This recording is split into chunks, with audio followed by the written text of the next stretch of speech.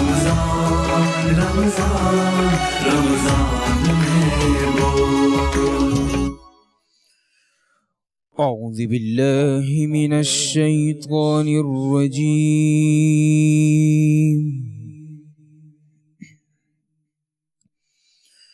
بسم اللہ الرحمن الرحیم.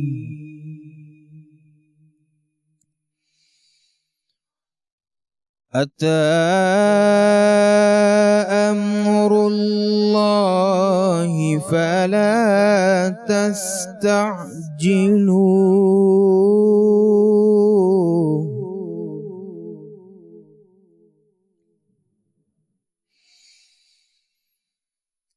أتى أمر الله فلا تستعجلوه سبحانه وتعالى عما يشركون.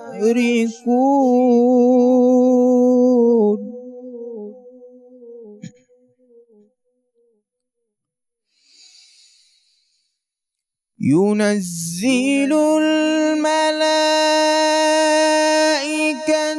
بالروح من أمره على من يشاء من عباده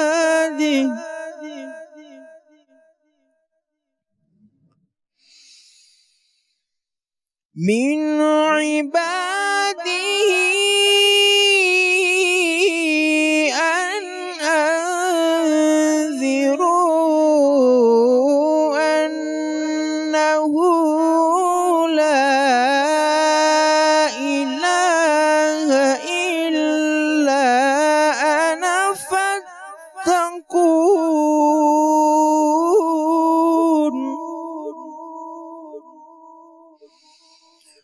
خلق السماوات والأرض بالحق تعالى عما يشركون.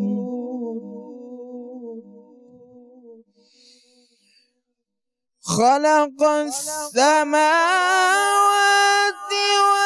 والأرض بالحق تعالى عما يشركون. خلق الإنسان من نطفة فإذا هو خصيم مبين. خلق الإنسان من نطفة فإذا هو خصيم مبين. صدق اللہ العظیم. صدق اللہ عظیم.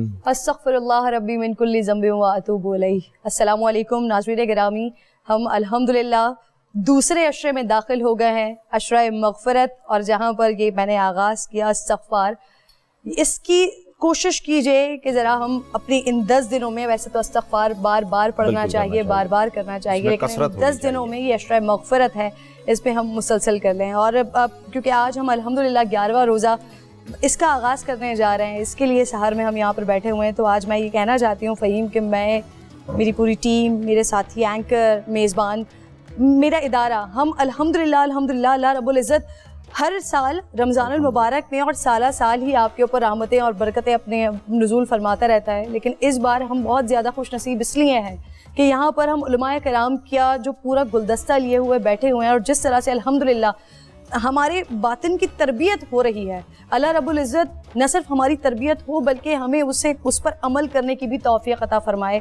تو ہم بہت زیادہ احسان مند ہیں اللہ رب العزت کے, بہت زیادہ شکر گزار ہیں کہ ایگزیکٹلی کہ ہمیں اس کا فائدہ ہو رہا ہے اور ہم وسیلہ بن رہے ہیں کہ ہم لوگوں تک یہ علماء کرام کی خوبصورت گفتگو اور وہ ایسے ایسے ٹاپکس جن پر نظر نہیں جاتی ہے, جن کو ہم کچھ اہم سمجھتے نہیں ہیں, لیکن وہ یہاں پر ڈسکس ہو رہے ہیں اور ہمیں معلوم ہو رہا ہے, ہمیں اندازہ ہو رہا ہے کہ کہاں پر دانستہ نادانستہ, انٹینشنلی ان انٹینشنلی ہم کس کس طرح کی غلطیاں کوتاہیاں کر رہے ہوتے ہیں. بالکل صحیح فرمایا آپ نے کرن, جیسا کہ تربیت کا آغاز ہونا ضروری ہے. آپ نے جیسا کہ بتایا کہ ہمیں اللہ کا شکر ادا کرنا چاہیے اس بارے میں کہ ہم دوسرے عشرے میں بھی داخل ہو گئے ماشاءاللہ.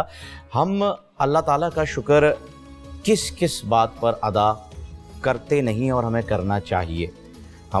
ہمیں پیدا کیا اس کا شکر نہیں, اس سے پہلے کا شکر یہ ہے کہ ہمیں مسلمان گھرانے میں پیدا کیا, وہاں پر بھی بات ختم نہیں ہوتی. اس سے پہلے کا شکر یہ ہے کہ ہمارے آباء و اجداد کو مسلم بنایا, اور اس سے پہلے کا شکر یہ ہے کہ ہمیں حضور اکرم صلی اللہ علیہ وآلہ وسلم کا امتی بنایا. ہم جس بات کا شکر ادا کریں کم ہے, ہم کر نہیں سکتے. ہماری زندگی تمام ہو جائے گی. ہماری زندگی اگر اس قوم کے لوگوں کی طرح ہو جہاں پر 800 سال کی جو ہے وہ عمر دی جاتی تھی, اس میں بھی تمام نہیں ہو سکتی تھی. اسی وجہ سے اللہ تعالیٰ کے نبی نے ہمیں یہ بتایا ہے, حضور اکرم صلی اللہ علیہ وسلم نے, کہ اسی رمضان کے مہینے میں ایک رات ایسی آئے گی کہ تم ان لوگوں کی عبادت جتنی عبادت کر لوگے اگر اس رات کو پالو. اس بات کا شکر, ہمارے ہاتھ سلامت ہیں, اس بات کا شکر ہم ادا کرتے ہیں. ہماری آنکھیں سلامت ہیں, کیا ہم نے کبھی شکر ادا کیا اللہ کا؟ ہمارے پیر سلامت ہیں, نہیں, ہم جوتوں کو روتے ہیں. ہمارے پاس اچھے جوتے نہیں ہیں, مہنگے جوتے نہیں ہیں. ہمارے پیر سلامت ہیں, اس پہ شکر نہیں کرتے, ہم ناشکری کرتے ہیں. اور ہر درجے پر جا کر جو ہے وہ آج یہ کہنے میں جو ہے وہ بڑی شرمندگی بھی محسوس ہوتی ہے اسد بھائی کہ ہم ناشکری کرتے ہیں اور ہم کر رہے ہیں. اللہ کرے کہ ہماری جو کرن نے ابھی دعا کی ہے کہ ہمارے حق میں وہ بہتر ہو. ہم جو یہاں سے جو گفتگو حاصل کر رہے ہیں, جو سیکھ رہے ہیں, یہ عمل جو ہے وہ صرف اس مہینے تک محدود نہ رہے اور پوری جو ہے وہ ہماری زندگی پر اثر انداز ہو. اور ہر ٹاپک کے اوپر علماء کرام ہماری جو ہے وہ اصلاح بھی فرماتے ہیں اور رہنمائی بھی فرماتے ہیں. اور آج بھی بڑا خوبصورت ٹاپک ہے, اس پہ بھی ہم بات کریں گے جب علماء کرام ہمارے ساتھ ہوں گے تو. لیکن اسد بھائی یہاں پر موجود ہیں, بڑا امپورٹنٹ ٹاپک ہے, ایسا جسے اپنی زندگی میں اپنے طرز عمل میں شامل کرنے کی بہت زیادہ ضرورت ہے, اس پر قابو پانے کی بہت زیادہ ضرورت ہے. تو آپ ہمارے ساتھ ہی تمام ناظرین سے ہم درخواست کریں گے کہ ہمارے ساتھ ہی رہیے گا, کیونکہ آج بہت امپورٹنٹ ہم بات کرنے جا رہے ہیں علماء کرام کے ساتھ. رمضان رمضان رمضان میں وہ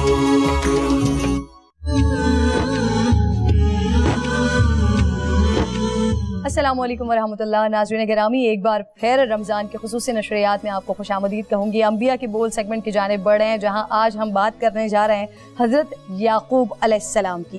تو حضرت یعقوب علیہ السلام جو حضرت اسحاق علیہ السلام کے بیٹے, حضرت ابراہیم علیہ السلام کے پوتے اور حضرت یوسف علیہ السلام کے والد ہیں. تو یوں انبیاء کرام کے مبارک سلسلے میں آپ کو یہ ایک امتیازی خصوصیت حاصل ہے کہ آپ کے والد اور دادا نبی ہیں. تو وہ خود بھی اس منصب پر فائز ہوئے اور صاحبزادے کو بھی اللہ رب العزت نے نبوت عطا فرمائی ہے. اللہ رب العزت نے آپ کی ولادت کی خوشخبری حضرت ابراہیم علیہ السلام کو آپ کے والد حضرت اسحاق علیہ السلام کی ولادت کی اطلاع کے ساتھ دی تھی. قرآن پاک کی سورہ ہود میں ارشاد ہے کہ پھر ہم نے انہیں اسحاق کی اور اسحاق کے بعد یعقوب کی خوشخبری سنائی. ایک اور جگہ سورہ انعام میں ارشاد فرماتا ہے اللہ رب ذوالجلال, اور ہم نے ابراہیم کو اسحاق اور یعقوب عطا کیا اور سب کو ہدایت دی. جیسے کہ کل ناظرین ہم نے کل کے قصے میں سنا تھا, حضرت اسحاق علیہ السلام کے 2 بیٹے ہوئے, ایک کا نام عیسو اور فیس, جبکہ دوسرے بیٹے حضرت یعقوب تھے. حضرت یعقوب کا دوسرا نام اسرائیل تھا, اسی لیے آپ کی اولاد بنی اسرائیل کہلاتی ہے. ایک دن حضرت اسحاق نے اپنے بڑے بیٹے سے گوشت کا شکار کرنے کی اور اسے تناول فرمانے کی خواہش کا اظہار کیا. محض والد کی خواہش پر فوراً شکار کے لیے چلے گئے, لیکن اسی اثنا میں والدہ نے حضرت یعقوب علیہ السلام سے کہا کہ بکری ذبح کر کے والد کو کھانے کے لیے پیش کرو اور ان سے دعائیں لے لو. حضرت یعقوب نے والدہ کے مشورے پر ایسا ہی کیا, لیکن جب بڑا بھائی گوشت بھون کر والد کی خدمت میں حاضر ہوا اور اسے حقیقت کا علم ہوا تو وہ حضرت یعقوب کا دشمن ہو گیا, جیسا کہ کل بھی میں نے آپ کو بتایا تھا. تو والدہ نے جب یہ دیکھا تو انہوں نے حضرت یعقوب کو فوری طور پر اپنے ماموں کے پاس عراق کے شہر حران جانے کی ہدایت کی. حضرت یعقوب اس روز رات کے پہلے پہر ماموں کے پاس جانے کے لیے نکل کھڑے ہوئے. ساری رات اور پھر دن آپ چلتے رہے، پھر ایک جنگل پہنچے اور وہاں پر ایک پتھر کو تکیہ بنایا، سر کے نیچے رکھا اور سو گئے۔ اور پھر اسی دوران ناظرین گرامی دیکھیے کہ انہیں ایک خواب آتا ہے، اور خواب میں دیکھتے ہیں کہ آسمان سے زمین تک ایک سیڑھی لگی ہوئی ہے جس سے فرشتے اوپر چڑھ رہے ہیں، نیچے اتر رہے ہیں۔ اسی دوران اللہ رب ذوالجلال حضرت یعقوب سے مخاطب ہوتے ہیں کہ میں تجھ کو ان قریب برکت دوں گا اور تیری اولاد کو کثیر کر دوں گا، یہ زمین تیرے لیے کر دوں گا اور تیرے بعد تیری اولاد کے لیے بھی۔ جب حضرت یعقوب نیند سے بیدار ہوئے تو انتہائی خوش تھے۔ آپ نے منت مانی کہ اگر وہ اپنے والدین کی طرف سلامتی سے لوٹ گئے تو اس جگہ جہاں خواب نظر آیا ہے اللہ رب ذوالجلال کی عبادت کے لیے ایک گھر بنائیں گے۔ نیز یہ منت بھی مانی کہ جو کچھ اللہ رب العزت انہیں دے گا اس کا 10واں حصہ وہ اللہ رب ذوالجلال کی راہ میں خرچ کریں گے۔ حضرت یعقوب نے اس پتھر کو تیل لگایا جس پر سر رکھ کر سوئے تھے تاکہ واپسی میں اس کے ذریعے نشاندہی ہو سکے کہ یہ وہی جگہ ہے۔ حضرت یعقوب علیہ السلام طویل سفر کے بعد حیران میں اپنے ماموں کے پاس پہنچ گئے۔ ماموں بھانجے کو دیکھ کر بے حد خوش ہوئے، ان کی خوب خاطر مدارات کی۔ ماموں لابان کی 2 جوان بیٹیاں تھیں۔ حضرت یعقوب نے ماموں سے چھوٹی بیٹی راحیل کا رشتہ مانگا تو ماموں نے اس شرط کے ساتھ ہاں کر دی کہ وہ 6 سال تک ان کی بکریاں چرائیں گے۔ جب مدت گزر گئی اور شرط پوری ہو گئی تو انہوں نے لوگوں کو اکٹھا کر کے دعوت کی اور شادی کر دی۔ رات کو حضرت یعقوب پر انکشاف ہوتا ہے کہ شادی تو راحیل کے بجائے بڑی بہن سے ہو گئی ہے۔ حضرت یعقوب نے صبح ماموں سے پوچھا کہ آپ نے ایسا کیوں کیا؟ میں نے تو راحیل سے نکاح کا پیغام دیا تھا۔ ماموں نے جواب دیا، ہمارے ہاں بڑی بیٹی کے ہوتے ہوئے چھوٹی سے نکاح نہیں ہو سکتا، ہاں اگر تمہیں چھوٹی پسند ہے تو میں اس سے بھی تمہارا نکاح کر دوں گا، مگر تمہیں مزید 7 سال تک بکریاں چرانی ہوں گی۔ حضرت یعقوب نے مزید 7 سال تک بکریاں چرائیں جس کے بعد ان کا نکاح چھوٹی بہن سے بھی کر دیا گیا۔ واضح رہے کہ اس وقت دونوں بہنوں کا ایک ہی وقت میں ایک مرد سے نکاح ہو سکتا تھا۔ بہرحال آگے بڑھتے ہیں۔ چھوٹی بیوی راحیل سے 2 بیٹے پیدا ہوئے، ایک حضرت یوسف علیہ السلام اور دوسرے بنیامین۔ حضرت یعقوب نے 20 برس تک ماموں کے گھر قیام فرمایا، پھر انہیں اللہ رب ذوالجلال کی جانب سے واپس ارض کنعان جانے کا حکم ہوا تو انہوں نے اپنے اہل و عیال کے ساتھ حران سے واپس جانے کی تیاریاں شروع کر دیں۔ ماموں نے بھیڑ بکریوں کے بڑے ریوڑ اور زیادہ راہ ساتھ کر کے سب کو رخصت کیا۔ حضرت یعقوب اپنے اہل و عیال مال مویشیوں کے ساتھ سفر کرتے ہوئے اس مقام پر پہنچ گئے جہاں ان کے بڑے بھائی یوسف اور محیص رہتے تھے۔ محیص نے جب اپنے علاقے میں ایک اجنبی قافلے کو آتے ہوئے دیکھا تو بڑے تعجب اور تجسس کا شکار ہوئے۔ انہوں نے اپنے لوگوں کو قافلے کی جانب روانہ کیا تاکہ حقیقت حال کا علم ہو سکے۔ ناظرین، لوگوں نے واپس آ کر بتایا کہ اس قافلے کا سربراہ یعقوب علیہ السلام نامی کوئی شخص ہے اور یہ لوگ حیران سے نقل مکانی کر کے کنعان جا رہے ہیں۔ محیص نے جب یہ سنا تو انہیں 20 برس پرانا وہ واقعہ یاد آ گیا اور وہ سمجھ گئے کہ یہ تو چھوٹے بھائی یعقوب ہیں۔ پھر محیص نے اپنے قبیلے کے 400 لوگوں کو ساتھ لیا اور حضرت یعقوب کی جانب چل پڑے۔ جب حضرت یعقوب کو اپنے بڑے بھائی کے آنے کا علم ہوا تو وہ خوف زدہ ہو گئے کہ جس بھائی کے ڈر سے وہ 20 برس اپنے والدین سے دور رہے آج انہی سے سامنا ہونے جا رہا ہے۔ روایت میں ہے کہ اس موقع پر اللہ رب ذوالجلال نے آپ کے پاس فرشتے بھیجے جنہوں نے کہا آپ پریشان نہ ہوں، اللہ رب ذوالجلال آپ کے ساتھ ہے، اپنے بھائی کے استقبال کی تیاری کریں۔ اس پیغام سے انہیں بڑا حوصلہ ملا۔ ناظرین، انہوں نے بھائی کو تحفے میں دینے کے لیے اپنے ریوڑ میں سے خوبصورت بھیڑ بکریاں ساتھ لیں اور کچھ دور جا کر بھائی کا استقبال کیا۔ 20 سال کی طویل جدائی نے محیص کے دل سے رنجش اور نفرت کو تو ختم کر دیا تھا۔ چھوٹے بھائی کی محبت نے جوش مارا اور آگے بڑھ کر گلے لگا لیا۔ دونوں بھائیوں نے ایک دوسرے کو بوسہ دیا اور دیر تک ماضی کی یادوں میں کھوئے رہے۔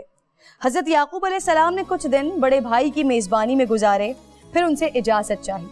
محیص نے بہت سے تحفے تحائف دے کر عزت و احترام کے ساتھ آپ کو رخصت کیا۔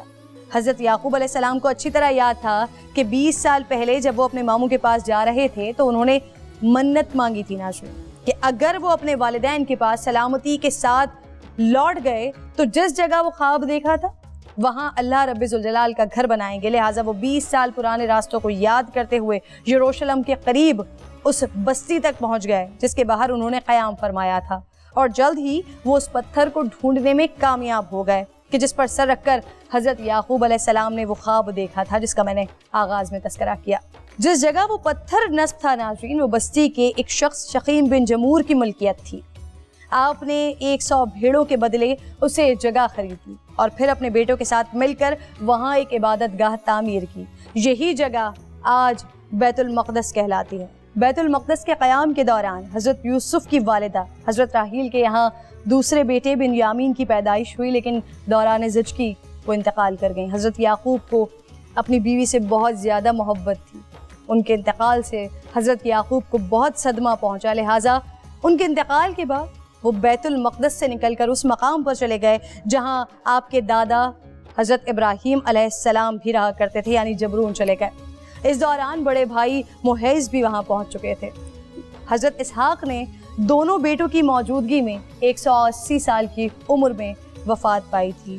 دعا ہے اللہ رب ذوالجلال سے کہ بیت المقدس جس کا تذکرہ کیا گیا جلد سے جلد کفار کے ہاتھوں سے اللہ رب ذوالجلال اسے آزاد کروائے، قبلہ اول کو آزاد کروائے۔ بریک کا وقت ہو گیا ہے ناظرین، بریک کے بعد واپس آتے ہیں، علماء کرام ہمارے ساتھ موجود ہوں گے۔ غصہ اسلام میں کیا کہا جاتا ہے اس کے بارے میں اس پر بات کریں گے۔ رمضان رمضان میں وہ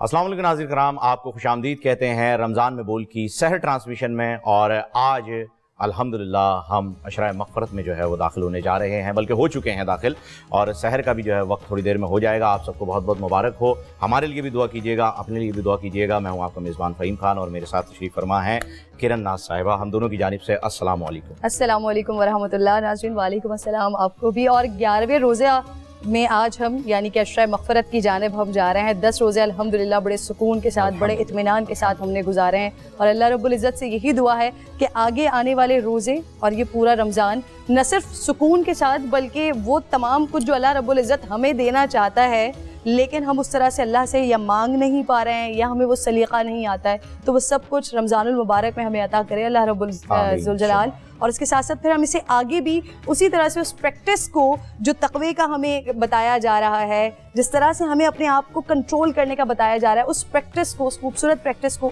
ہم آنے والے 11 مہینوں میں بھی اسی طرح انشاءاللہ۔ اور اسی پر جو ہے وہ آج اسی سے ملتی جلتی موضوع کو جو ہے وہ ہم نے آج بحث کے لیے تو نہیں لیکن اپنی اصلاح کے لیے جو ہے وہ چوز کیا ہے، اور غصے پر ہم آج بات کریں گے۔ ہمارے ساتھ موجود ہیں علامہ امین شہیدی صاحب، اسد بھائی ہمارے ساتھ، بڑی خوبصورت آواز، اور عمران بشیر صاحب بھی موجود ہیں، روحانی اسکالر آغا منہاج بھائی بھی موجود ہیں، یہ سب لوگ موجود ہیں۔ اور ان سب کی موجودگی میں میں ایک حدیث پاک جو ہے وہ آپ لوگوں کے ساتھ شیئر کرنا چاہتا ہوں۔ اگر کہیں کوئی مفہوم بیان کرنے میں غلطی ہو جائے تو پلیز مجھے جو ہے وہ وہاں روکیے گا عمران بھائی۔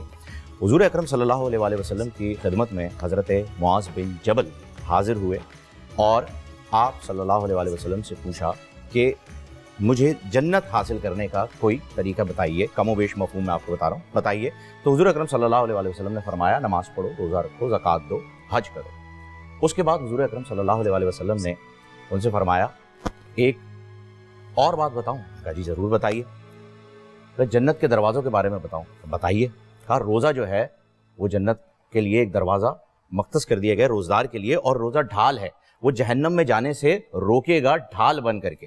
حضرت معاذ جو ہے وہ بڑے متاثر ہوئے اور بڑے خوش ہوئے، اور پھر حضور اکرم صلی اللہ علیہ وسلم نے فرمایا اچھا یہاں پر جو ہے وہ میں آپ کو بتاؤں کہ نماز کا ذکر ہو گیا ہے، روزے کا، زکوٰۃ کا، حج کا، ہر چیز کا ذکر ہو گیا، اور پھر آقا صلی اللہ علیہ وسلم نے فرمایا حضرت معاذ سے کہ اب ایک ایسی چیز بتاؤں جو کہ پورے دین کا حاصل ہے، جو کہ پوری شریعت جس پر آپ کی جو ہے وہ قائم ہے، وہ چیز بتاؤں۔ حضرت معاذ بڑے خوش ہوئے، بولے اس سے بھی زیادہ کچھ ہو سکتا ہے؟ نماز، روزہ، زکوٰۃ، حج، اس سے زیادہ؟ آپ صلی اللہ علیہ وسلم نے فرمایا اور پریکٹیکلی یہ کر کے دکھایا، اپنی زبان مبارک کو باہر نکالا اور اپنے انگوٹھے اور انگلی سے ایسے پکڑا اور فرمایا اس پر قابو کر لو، اس پر قابو کر لو، یہ کل دین کل شریعت ہے، اگر اس پہ قابو کر لو تو۔ اور بتا کس رہے حضرت معاذ بن جبل کو، جو کہ پوری امت کے سب سے بڑے عالم اور علماء کے سرداروں کا جھنڈا آپ کے پاس ہوگا جنت میں، انہیں تعلیم فرما رہے ہیں۔ یعنی اس زبان پہ قابو رکھنا کتنی بڑی فضیلت ہے کہ روزہ، نماز، زکوٰۃ، حج، اس کے بعد آقا صلاۃ والسلام فرما رہے ہیں، اور ہم اس چیز کو سب سے آخر میں بھی نوٹ نہیں کرتے عمران بھائی، اور ہم اس کا اتنا غلط استعمال کرتے ہیں، اتنی لوگوں کو تکلیف پہنچاتے ہیں۔ میں نے یہ حدیث سنی ہے، مولانا طارق جمیل صاحب ہیں، ان کا تذکرہ بھی ہم نے یہاں پر افطار ٹرانسمیشن میں کیا، جو ان کے ساتھ ہوا، ان کے ساتھ بھی بڑا غلط ہوا، اور لوگوں کے ساتھ بھی بہت غلط ہو رہا ہے۔ تو ہم یہ کیا کر رہے ہیں عمران بھائی، اور یہ کیوں کر رہے ہیں؟ ایسے ہم کیوں ہو گئے؟ میرا تو سوال یہ ہے کہ میں ایسا کیوں ہو گیا ہوں؟ بسم اللہ الرحمن الرحیم۔ فہیم بھائی، اللہ تعالیٰ آپ دونوں کو، آپ کی پوری ٹیم کو انتہائی جزائے خیر عطا فرمائے۔ یقین کریں کہ مختلف چینلز پہ پروگرام کرنے کا موقع مل رہا ہے، لیکن جو فیڈ بیک جس انداز میں ہماری بہن اور آپ دونوں مل کر، اور ماشاءاللہ علامہ صاحب، منہاج بھائی مل کر پوری ٹیم میں ایک ماحول جو بنا رہی ہے، اس سے بہت زیادہ ایک گلدستہ پیش ہو رہا ہے۔ اللہ تعالیٰ آپ کو اس کی جزا دے، آمین۔ آج کا اسپیشلی آپ نے جو موضوع جس کا چناؤ کیا ہے غصے کے متعلق، اصل میں مارکیٹ میں کوئی بھی چیز شارٹ ہو جائے نا جب، تو اس کی ڈیمانڈ بڑھ جاتی ہے اور ملتی بہت کم لوگوں کو ہے۔ اللہ جل جلالہ نے برداشت کرنے کا مادہ، معاف کرنے کا مادہ، درگزر کرنے کی صفت یہ بہت کم اتاری ہے۔ اس لیے حدیث پاک میں آتا ہے قاد الحلیم ان یکون نبیا، جو غصے پہ قابو کرنا شروع کر لیتا ہے، درگزر کرنا شروع کر لیتا ہے، اس کو نبوت نہیں ملتی، باقی اللہ کی طرف سے تمام نسبتیں اس کو نصیب ہوتی ہیں۔ سبحان اللہ، سبحان اللہ، سبحان اللہ۔ حضور اکرم صلی اللہ علیہ وآلہ وسلم طائف کے موقع پر، غزوہ حنین، طائف سے جب فارغ ہوئے تو حنین کے موقع پر کھڑے ہیں، تو ایک صحابی اس طرف سے آئے اور دیکھ ادھر رہے تھے، جا ادھر رہے تھے، جیسے بندہ جنگ سے اپنی جان بچانے کے لیے بھاگتا ہے۔ اچانک ان کا پاؤں نبی کریم صلی اللہ علیہ وسلم کے پاؤں مبارک پہ آ گیا۔ آگا صاحب بڑا عجیب واقعہ۔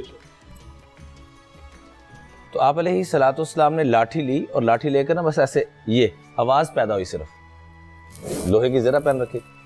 آپ نے فرمایا اوجعتنی، آپ نے مجھے بڑی تکلیف پہنچائی ہے، اپنا پاؤں پیچھے کیجئے۔ تو جو ہی ان کی نظر اللہ کے محبوب علیہ الصلوۃ والسلام پر پڑی، تو اوپر کا سانس اوپر، نیچے کا نیچے، کہ یہ مجھ سے کیا ظلم ہو گیا۔ اللہ تو قرآن پاک میں فرماتے ہیں کہ اگر آواز اونچی ہوگی حضور علیہ الصلوۃ والسلام سے، ان تحبط اعمالکم، تو سارے اعمال ضائع ہو جائیں گے۔ اور کس موقع پر کن کی آواز اونچی ہوئی تھی جو یہ آیت نازل؟ جی فوراً پاؤں پیچھے کیا اور روتے ہوئے اپنے خیمے میں چلے گئے۔ صبح کو نبی اور ساری رات پریشان رہے کہ صبح پتہ نہیں کیا آرڈر آتا ہے میرے لیے آسمان سے، بات ہے کہ میں نے حضور علیہ السلام کے پاؤں کو زخمی کیا، تکلیف پہنچائی۔ صبح کو اللہ کی طرف سے جو پیغام آتا ہے تو اللہ کے محبوب علیہ السلام اس صحابی کو بلاتے ہیں۔ جب پیغام بھیجا تو دل کی دھڑکن اور تیز ہوگی کہ پتہ نہیں اب سزا کا وقت ہو سکتا ہے، سزا کا وقت۔ جو ہی وہ پہنچے تو اللہ کے محبوب علیہ السلام ان سے معافی کی درخواست کر رہے ہیں کہ بھائی مجھے معاف کر دینا، میں نے تمہیں چھڑی ماری تھی۔ اور پھر فرمایا کہ 60 اونٹ میں تمہیں اس کے بدلے میں دیتا ہوں۔ سبحان اللہ۔ گزارش یہ ہے کہ بردباری، حلم، معاف کرنا، درگزر کرنا، اللہ جل جلالہ نے یہ بہت تھوڑا اتارا ہے۔ حدیث ہے باقاعدہ، ما قسم للناس شیء اقل من الحلم، معاف کرنے کو اللہ نے جو تقسیم کیا ہے وہ اس کائنات میں بہت تھوڑا کیا ہے۔ ملے گا اس کو جو جتنی طلب کرے گا، جو طلب دکھائے گا، جو اللہ سے مانگے گا۔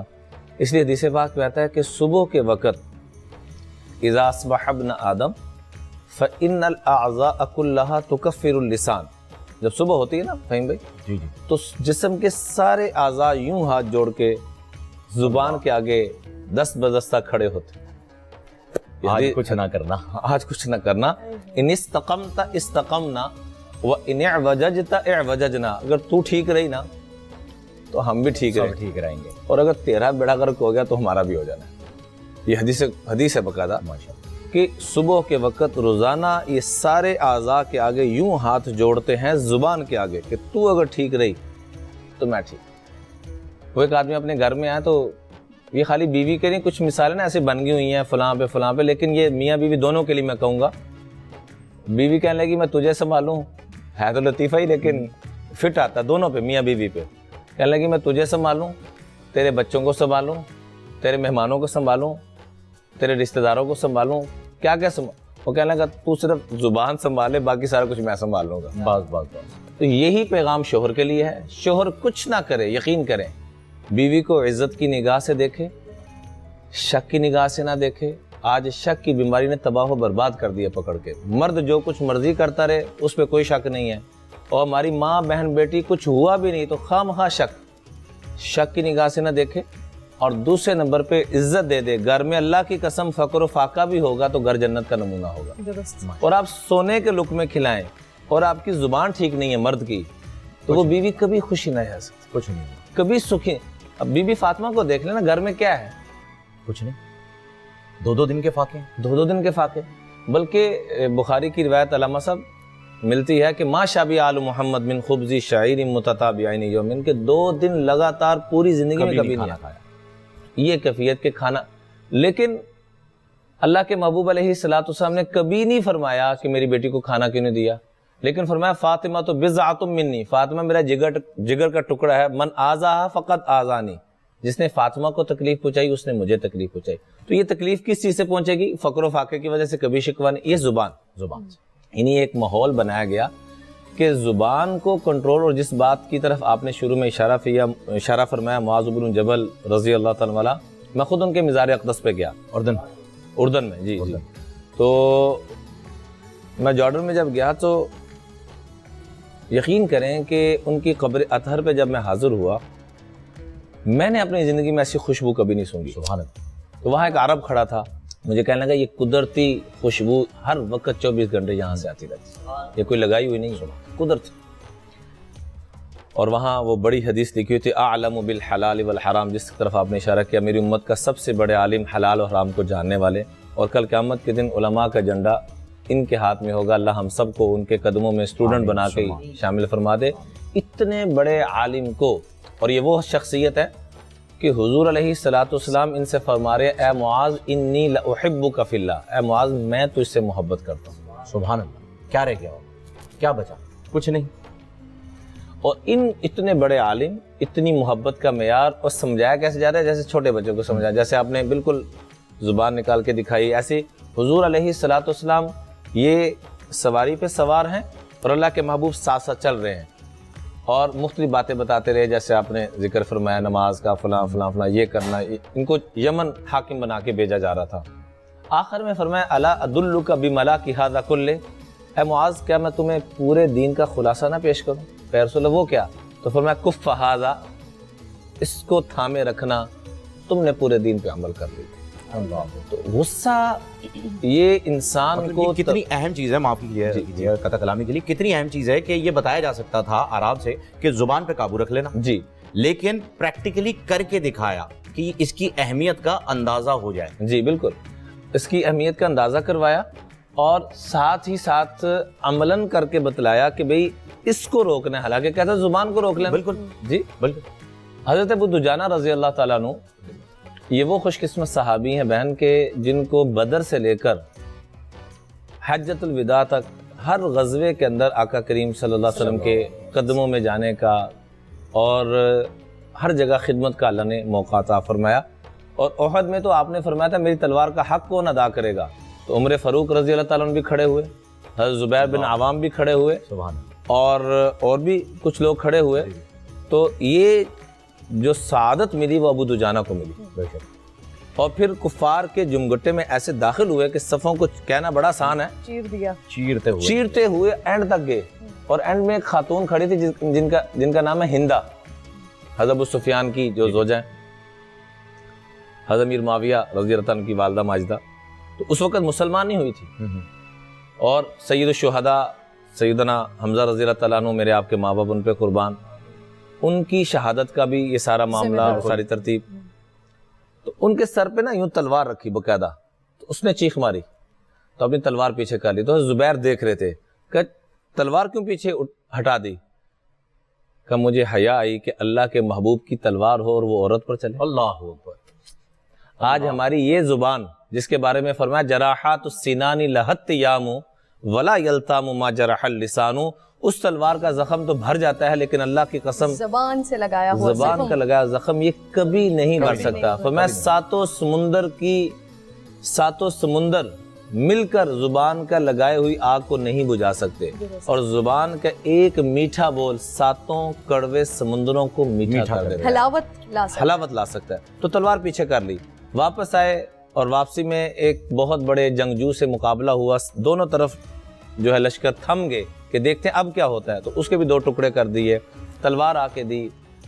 ان کے سینکڑوں واقعات اور فضائل ہیں، لیکن میں جو اصل بات عرض کرنا چاہ رہا ہوں کہ لوگ دنیا ان کے پاس بڑی بڑی دور سے آتے تھے کہ یہ وہ خوش قسمت ہیں۔ بدر میں تھے ہی ٹوٹل 313 اور آخر تک بڑے کم رہ گئے تھے، کچھ شہید ہو گئے، کچھ دنیا سے ویسے تشریف لے گئے، کچھ بیماری کی وجہ سے نہ تشریف لے جا سکے، لیکن یہ وہ خوش قسمت ہے کہ ہر جگہ شریک ہوئے۔ تو ان سے کو آ کے پوچھتا کہ آپ کے کاغذوں میں سب سے اونچا عمل کون سا ہے؟ ہر ایک کو پوچھنے والا یہ سمجھتا، یہ کہیں گے میں بدری ہوں، پوچھنے والا یہ سمجھتا کہ احد میں اتنا بڑا کارنامہ کہ حضور علیہ السلام کی دعائیں لیں اور میں تو نے واقعی تلوار کا حق، اور مختلف کارنامے، صحابی ہونے کا ٹائٹل ان کے پاس موجود، بدری ہونے کا ٹائٹل موجود، سارے ٹائٹل موجود، لیکن کسی کا ذکر نہ کرتے۔ فرماتے میرے پاس 2 نسبتیں ہیں جس کی وجہ سے میں سمجھتا ہوں کہ میں جنت میں سب سے اونچے مقام پہ جاؤں گا۔ ان ارجا عملی عندی، 2 چیزوں کو میں سمجھتا ہوں۔ سب سے پہلی چیز، ما آذیت احدا بلسانی، آج تک میری زبان سے کسی کو تکلیف نہیں پہنچی۔ اور اگر پھر ہم خود اپنا محاسبہ کریں تو کیا ہم یہ دعویٰ ہم یہ سوچ بھی نہیں سکتے؟ نہیں، ہم یہ دعویٰ کر سکتے ہیں، ایک دعویٰ کا، آج تک میری زبان سے بچا کوئی نہیں، یہ آج کے دور میں ہو سکتا ہے، ہم یہ بالکل۔ اور دوسری بات فرماتے ہیں میرے دل میں کسی کی نفرت نہیں۔ سبحان۔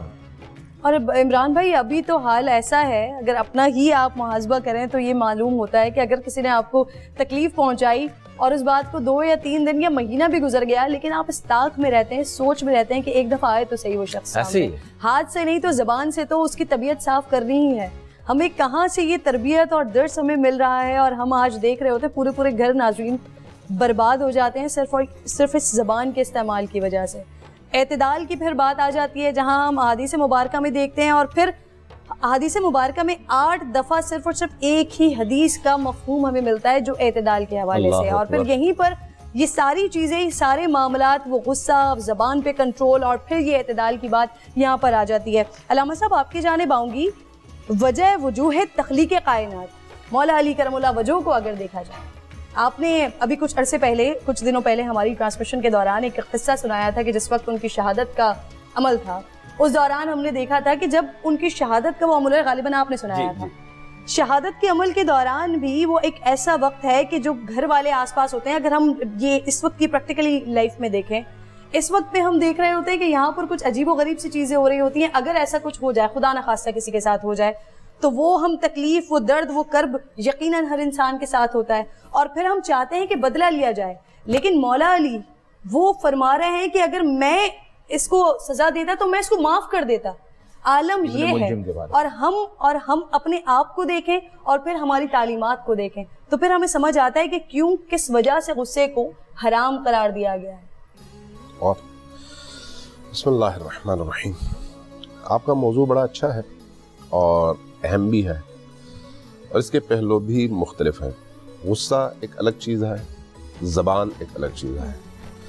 زبان کے ذریعے سے آپ غصے کا اظہار بھی کر سکتے ہیں، لیکن غصے کے علاوہ بھی بہت ساری چیزوں کا منبع زبان ہے۔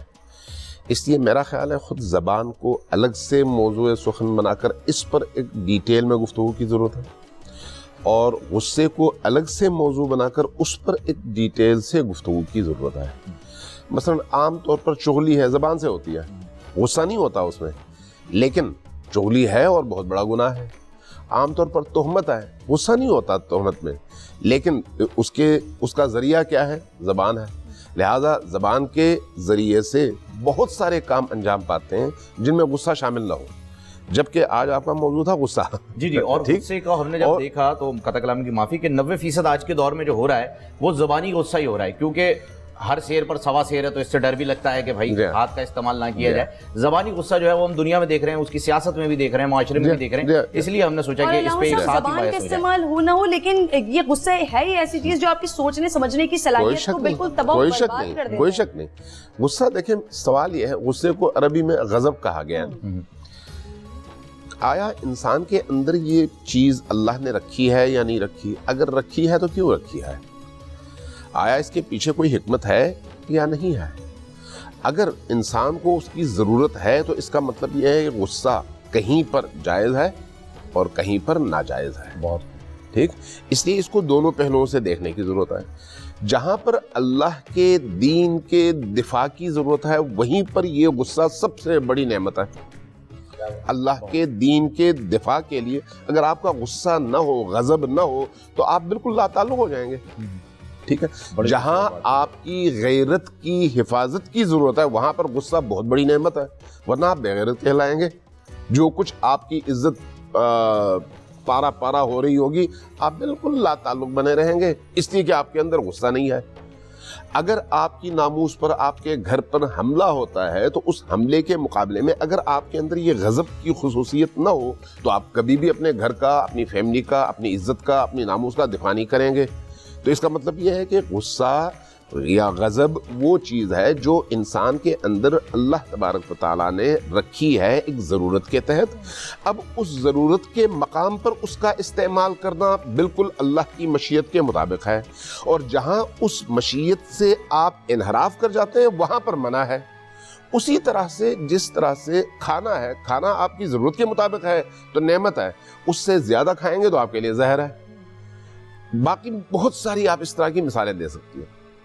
اب یہ جو غصہ ہے یہ اصل میں انسان کے اندر پیدا ہونے والی وہ آگ ہے جس کا اظہار اس کے اعضاء اور جوارح کے ذریعے سے ہوتا ہے. زبان اس کا ایک حصہ ہے، ورنہ بعض اوقات ہو سکتا ہے آدمی کسی کی توہین آمیز اس کے رویے کو دیکھے خاموش رہے، کسی سے کہے وہ جا کے اس کا حساب برابر کر دے.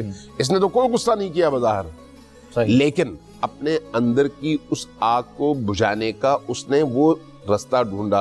غصہ ہے لیکن اظہار نہیں ہوا، نہ ہاتھ سے اظہار ہوا، نہ زبان سے اظہار ہوا، نہ چہرے سے اظہار ہوا. تو اس لیے غصے کو دیکھنا چاہیے غصہ ہے کیا. غصہ آپ کے اندر پیدا ہونے والی وہ کیفیت ہے یا وہ آگ ہے جو اندر سے آپ کو جلا رہی ہے. اب اگر آپ اللہ کے دین اور حق کے دفاع کے لیے جل رہے ہیں تو یہ سب سے بڑی نعمت ہے. لیکن اگر چھوٹی چھوٹی ان باتوں کی وجہ سے جل رہے ہیں جس میں آپ کی ذات انوالو ہے، جس میں آپ کے چھوٹے چھوٹے مفادات انوالو ہیں، لیکن اس جلن کی وجہ سے اس کا غلط امپیکٹ، منفی اثر دوسروں پر پڑتا ہے، وہاں پر شریعت نے آپ کو مکمل طور پر روکا ہوا ہے. اس لیے آپ کو دونوں طرح کے اظہارات نظر آتے ہیں، دونوں طرح کے. اب آپ آئیے اولیاء اللہ کے حوالے سے، خود قرآن کریم کی آیات کے حوالے سے، مثلا حضرت موسیٰ کی آیات دیکھ لیجیے. حضرت موسیٰ علیہ السلام نے جس طرح سے اپنے غیرت کا اظہار کیا، دین کے دفاع کے لیے میدان میں اترے، تو ظاہر ہے اسی غضب سے انہوں نے کام لیا. لیکن جہاں پر اللہ کے بندوں پر یا اللہ کی مخلوق پر رحم کی بات ہے وہاں پر پھر اس کو مکمل طور پر روکتے ہیں. مثلا سانپ کا کام کاٹنا ہے، اس لیے کہ یہ اس کے اندر اللہ نے ودیت کر رکھی ہے، لیکن آپ کا کام کیا ہے؟ سانپ کو مارنا یا سانپ کے شر سے اپنے آپ کو بچاتے ہوئے اس کو حق حیات دینا. سانپ کو مارنا آپ کی ذمہ داری نہیں ہے، لیکن سانپ کی اس فطرت کو سامنے رکھتے ہوئے اس سے بچانا آپ کے ذمہ ہے، لیکن اس کو مارنا نہیں. مارنے سے اللہ کہتا ہے اپنے آپ کو روک لو. یہاں پر آپ نے اپنے غضب کو روکا ہے تاکہ اس کے ذریعے سے مخلوق خدا کو تکلیف نہ پہنچے. تو یہ جو غضب ہے یہ ہے آگ. اس آگ سے، اس آگ کا جو اظہار ہوتا ہے اس اظہار میں دوسروں کے جلنے سے پہلے انسان خود جلتا ہے. اس لیے کہا گیا ہے کہ غضب پر کنٹرول کرو، اس پر پانی ڈالو. غضب انسان کے اندر پیدا ہونے والی وہ نیچرل کیفیت ہے جو کسی بھی معاملے میں پیدا ہو سکتی ہے، لیکن کب؟ جب انسان اپنے اعضاء، جوارح، خیالات، افکار اور محسوسات پر کنٹرول کرنے کی وہ صلاحیت نہ رکھتا ہو. اللہ نے عقل اسی لیے دی ہے کہ غضب پر کنٹرول پا سکے. جس کی عقل کامل ہوگی اس کا غضب عقل کے تابع ہوگا. سبحان اللہ. جس کی عقل کامل نہیں ہوگی اس کا غضب اس کی ہر دوسری چیز پر غالب ہوگا. بے شک. لہذا اس طرح سے اگر آپ وہ کریں گے، جدا کریں گے، تو پھر آپ کو محسوس ہوگا کہ جو لوگ اللہ کی راہ کے راہی ہیں ان کا غضب اللہ کے غضب کے تابع ہے. اور ان کی رحم، ان کے اندر رحم کی خصوصیت بھی اللہ کے رحم کے تابع ہے۔ اب آپ نے جب یہ سمجھ لیا تو اس کے بعد آپ دیکھیں گے خود نبی کریم علیہ الصلوۃ والسلام کی ذات میں اور امیر المومنین علی ابن ابی طالب کی ذات میں، اہل البیت کے بڑے بڑے افراد کی ذات میں، اور اسی طرح سے صحابہ کرام جو نبی کریم کے پروردہ ہیں ان کی ذات میں آپ کو یہ خصوصیات اس شخصیت کے درجے کے مطابق آپ کو منعکس ہوتی ہوئی نظر آئیں گی۔ آپ ذرا دیکھیں، کربلا کا میدان ہے اور سامنے لشکر یزید ہے، یہاں پر تمام افراد یکے بعد دیگرے شہید ہو رہے ہیں۔ جیسے جیسے آپ کا غم بڑھتا ہے آپ کا جذبہ انتقام بھی بڑھتا ہے، نیچرل ہے، یہ انسانی نیچر ہے۔ لیکن روایات کہتی ہیں کہ جیسے جیسے افراد کی تعداد میں کمی، شہادتوں میں اضافہ اور درد میں اضافہ ہوتا چلا جا رہا تھا، امام حسین علیہ السلام کے چہرے کی نورانیت، تمازت اور شوق شہادت میں بھی اضافہ ہوتا چلا جا رہا تھا۔ اکبر، اللہ اکبر۔ کیوں؟ عقل غالب ہے اور اللہ کے ارادے اور مشیت کے تابع ہے۔ یہی چیز جس واقعے کی طرف آپ نے اشارہ کیا، شب ضربت، جب ابن ملجم کے بارے میں، چونکہ رسول پاک صلی اللہ علیہ وآلہ وسلم امیر المؤمنین علی ابن ابی طالب کو پہلے بتا چکے تھے کہ اس مقدس مہینے میں دو شقی ترین افراد ہیں یا واقعات ہیں، جس میں ایک ناقہ صالح کا قاتل ہے اور ایک تمہارا قاتل ہے۔ فرمایا کہ یا رسول اللہ وہ کیسے؟ کہا کہ اس مقدس مہینے میں جس میں اتنی برکتیں ہیں، شقی ترین انسان تمہارے سر کے خون سے تمہارے ریش مبارک کو خضاب آلود کرے گا اور خونی کر دے گا۔ تو وہاں پر پوچھا کہ میں آپ کے دین کے رستے میں با استقامت، پوری استقامت کے ساتھ کھڑا ہوں گا اس وقت؟ کہا ہاں تم میرے دین پر ہو گئے جب یہ واقعہ ہو رہا ہوگا۔ بہت اچھی بات ہے۔ اب آپ یہ دیکھیں، یہ بہت پرانی بات ہے، یہ آپ کے وصال کے موقع کی بات نہیں ہے، بہت پرانی بات ہے۔ لہٰذا جنگ احد میں اور جنگ بدر میں بھی دو واقعات میں مکس کر رہا ہوں۔ جنگ بدر میں یہ ہوا یا احد میں کہ امیر المؤمنین نبی کریم کی بارگاہ میں آئے اور عرض کیا کہ یا رسول اللہ میں آج بچ گیا، شہید نہیں ہوا۔ آپ نے فرمایا تھا کہ شہادت تمہارے مقدر ہے۔ فرمایا کہ وہ آئے گا وہ دن۔ امام علی علیہ السلام کو شہادت کا ایسا شوق۔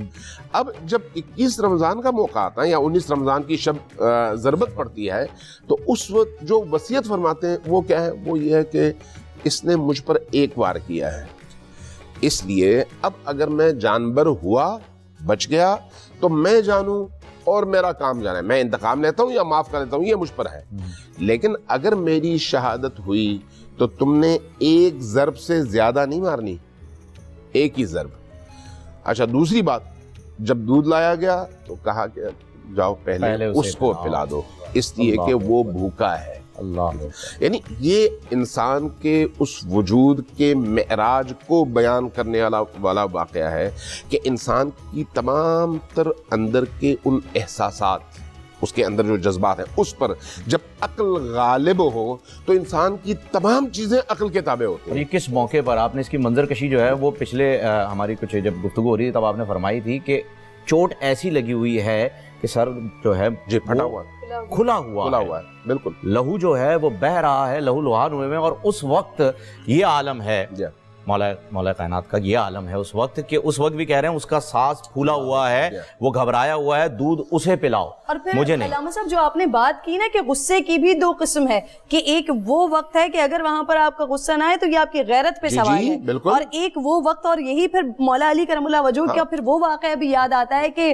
عرب کا سب سے طاقتور شخص ان کے سامنے موجود ہے، اسے چت کر دیتے ہیں، وہ اپنا لعاب ان کے چہرے مبارک پر پھینک دیتا ہے اور مولا علی کرم اللہ وجہہ اسے چھوڑ دیتے ہیں، یہ کہہ کر کہ اب اس میں میرا غصہ، اس میں میری انا شامل ہو گیا، اب اگر میں نے اس کو مارا تو یہ اللہ رب الجلال کے لیے نہیں بلکہ یہ میری ذات کے لیے ہوگا، اس لیے چھوڑ دیتے ہیں۔ اور یہ صرف تاثر جائے گا، یہ تاثر جائے گا، وہ مار اللہ کے لیے ہی رہیں گے، اب لوگوں کو یہ تاثر جائے گا، یہ تاثر کہ اب اس کا غصہ میری ذات میں آ گیا، تو میں آپ کی جانب یہ غصے والی بات کو لے کر آؤں گی، لیکن اس سے پہلے ایک جملے کا میں اضافہ کر دوں صرف، دیکھیں انسان کو اللہ نے کمال تک پہنچنے کے لیے خلق کیا ہے، کمال تک، اور کمال کی معراج پر نبی کریم کی ذات فائزہ ہے، ٹھیک ہے؟ ہمیں کہا گیا ہے کہ وہاں تک پہنچنے کی کوشش کرو، پہنچ نہیں سکتے، چلو سفر جاری رکھو. اس سفر میں اسی لیے ہمیں کہا گیا لکم فی رسول اللہ اسوۃ حسنہ, اسوہ حسنہ تک پہنچنے کی کوشش کرو. اس کمال تک پہنچنے کا رستہ کیا ہے؟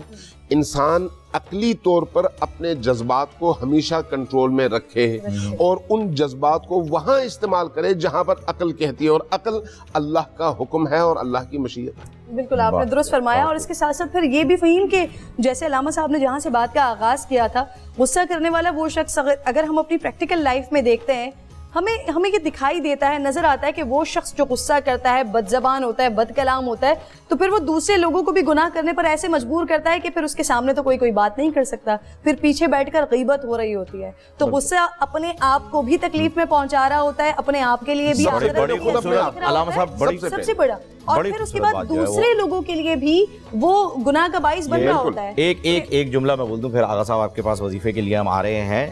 ابھی آپ نے جو ہے وہ فرمایا کرن, بڑی زبردست بات آپ نے کی کہ ڈر جاتے ہیں سامنے والے سے کہ وہ غصے میں ہوتا ہے تو پیچھے جا کے غیبت کرتے ہیں, اور یہاں ذکر ہوا ہے کربلا کا. کربلا اسی لیے تو ہوئی, اللہ اکبر, یہی تو وجہ ہے, یہی تو بتانا ہے کہ ظالم جتنا بھی طاقتور ہو جھکنا نہیں. بس تو کربلا کا ذکر آپ کہیں پر بھی چلے جائیں کربلا آ ہی جاتی ہے بیچ میں درمیان میں. آغا بھائی آپ کے لیے وظیفہ بھی آج اس سے ریلیٹڈ آیا ہوا ہے.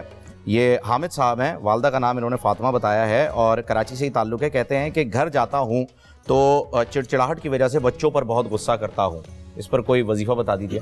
اعوذ باللہ من الشیطان الرجیم, بسم اللہ الرحمن الرحیم. بڑی خوبصورت بات علامہ صاحب نے فرمائی. غصہ جو ہے وہ جب آپ کرتے ہیں تو سب سے پہلے آپ خود اس کا شکار ہوتے ہیں, اس کے بعد اس کا امپیکٹ سامنے والے پہ جاتا ہے. اچھا, غصہ ہونا, شارٹ ٹیمپرڈ ہونا, اس سے سب سے زیادہ آپ کا بلڈ پریشر ہائی ہوتا ہے. اس کے بعد جو اس کے اثرات ہوتے ہیں خدا نہ خواستہ وہ فالج کے اثرات ہوتے ہیں. جتنے بھی فالج کے کیسز میں نے ڈاکٹروں سے ڈسکس عموماً کیے ہیں تو زیادہ تر ان کے پیچھے ہائی بلڈ پریشر, غصہ, شارٹ ٹیمپرڈ ہونا, یہی ساری چیزیں نکلی ہیں. یہ دیگر جو عوامل ہوتے ہیں خوراک کے, جس میں اوور ویٹ ہونا, وہ ساری چیزیں سیکنڈری ہیں. سب سے پہلے یہ کہ کیا ان کا غصہ تیز ہے, کیا یہ شارٹ ٹیمپرڈ ہے. اگر یہ سب کچھ ہے تو ان کا بی پی شوٹ کرتا ہے, اس سے ان کو برین ہیمریج بھی ہوتا ہے, اس سے ان کو فالج بھی ہوتا ہے.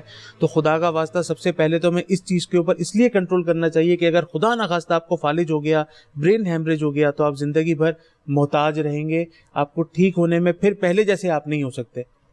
اچھا, دوسری بات یہ کہ جس گھر میں کلکل ہوتی ہے نا, وہاں سے برکت چلی جاتی ہے. آپ کے گھر میں, جس گھر میں, آپ یہ دیکھ لیجئے اٹھا کر اس بات کو غور سے, جہاں پر میاں بیوی میں جھگڑے ہوں گے, بچوں میں اختلافات ہوں گے, جہاں پہ گھر کے لوگ ایک دسترخوان پر ایک ساتھ بیٹھ کے کھانا نہیں کھائیں گے, وہاں پہ بے برکتی ہوگی.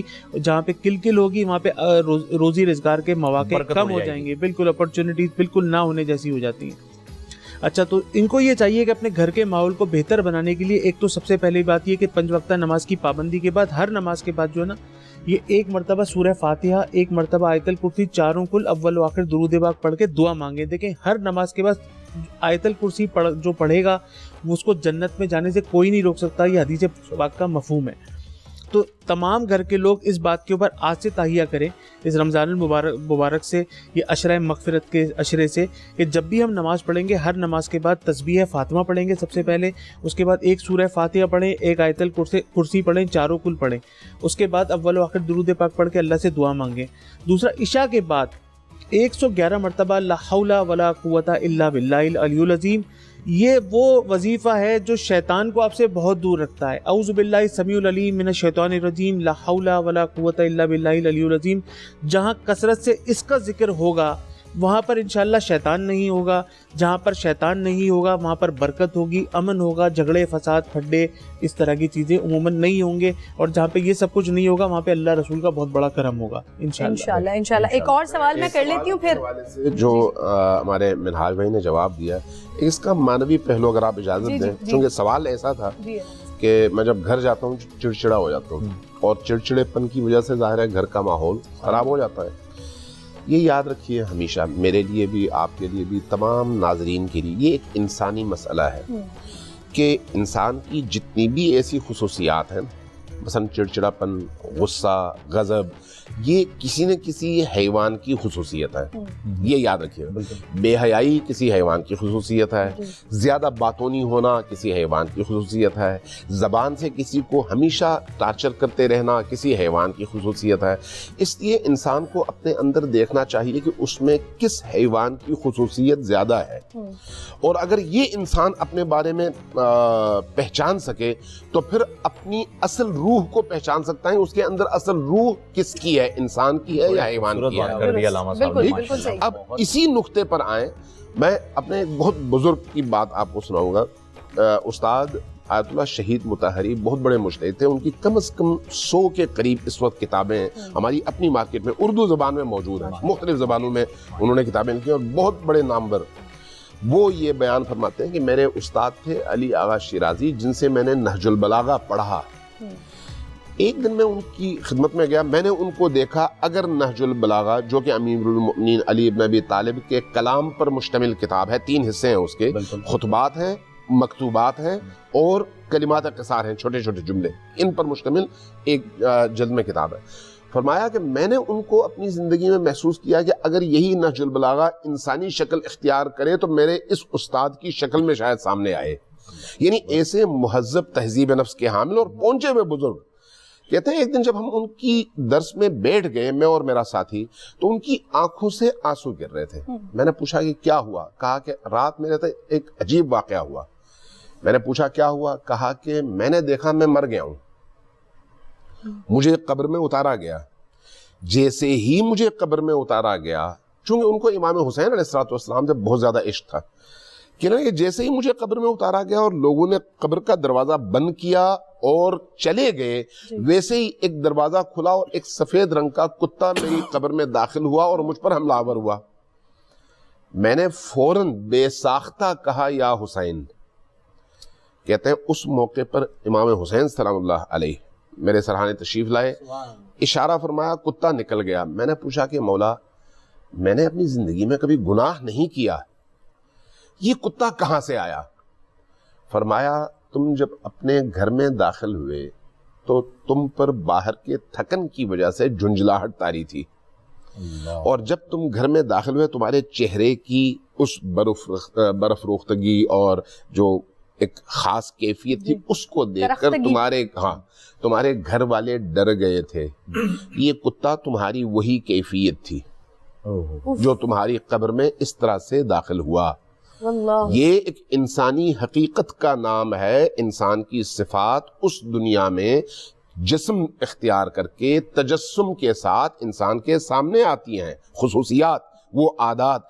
इसलिए इस तरह की चीजों में बहुत ज्यादा बर्दाश्त करने की जरूरत है कि अपने अंदर से बाहर निकलने न दें उसको, किसी और तक उसको पहुंचने न दें। आपने हैरान कर देने वाली बात की है कि जो हैवानी खुसूसियात, यानी कि हम अपने आप को जरा जांचें, देखें कि हम इंसानी खुसूसियात के साथ हैं या हैवानी। और तमाम बहनें इस वक्त आइनों के सब इस वक्त सहर का इंतजाम कर रही होंगी, बंदोबस्त कर रही होंगी। तो इस अब जो मैं उलमा कराम से दोनों से एक बड़ा अहम सवाल ख़वातीन के हवाले से करने जा रही हूँ, जो आप तमाम लोगों ने ज़रूर सुनना है, ज़रूर देखना है, वो मेरे अपने लिए भी बड़ा अहम है। एक जानिब तो हम देखते हैं कि औरत के लिए ये हुक्म है कि वो किसी से नर्म मिजाजी से बात ना करे, आराम से ठंडे मिजाज से बात ना करे कि गलत तासुर जाए।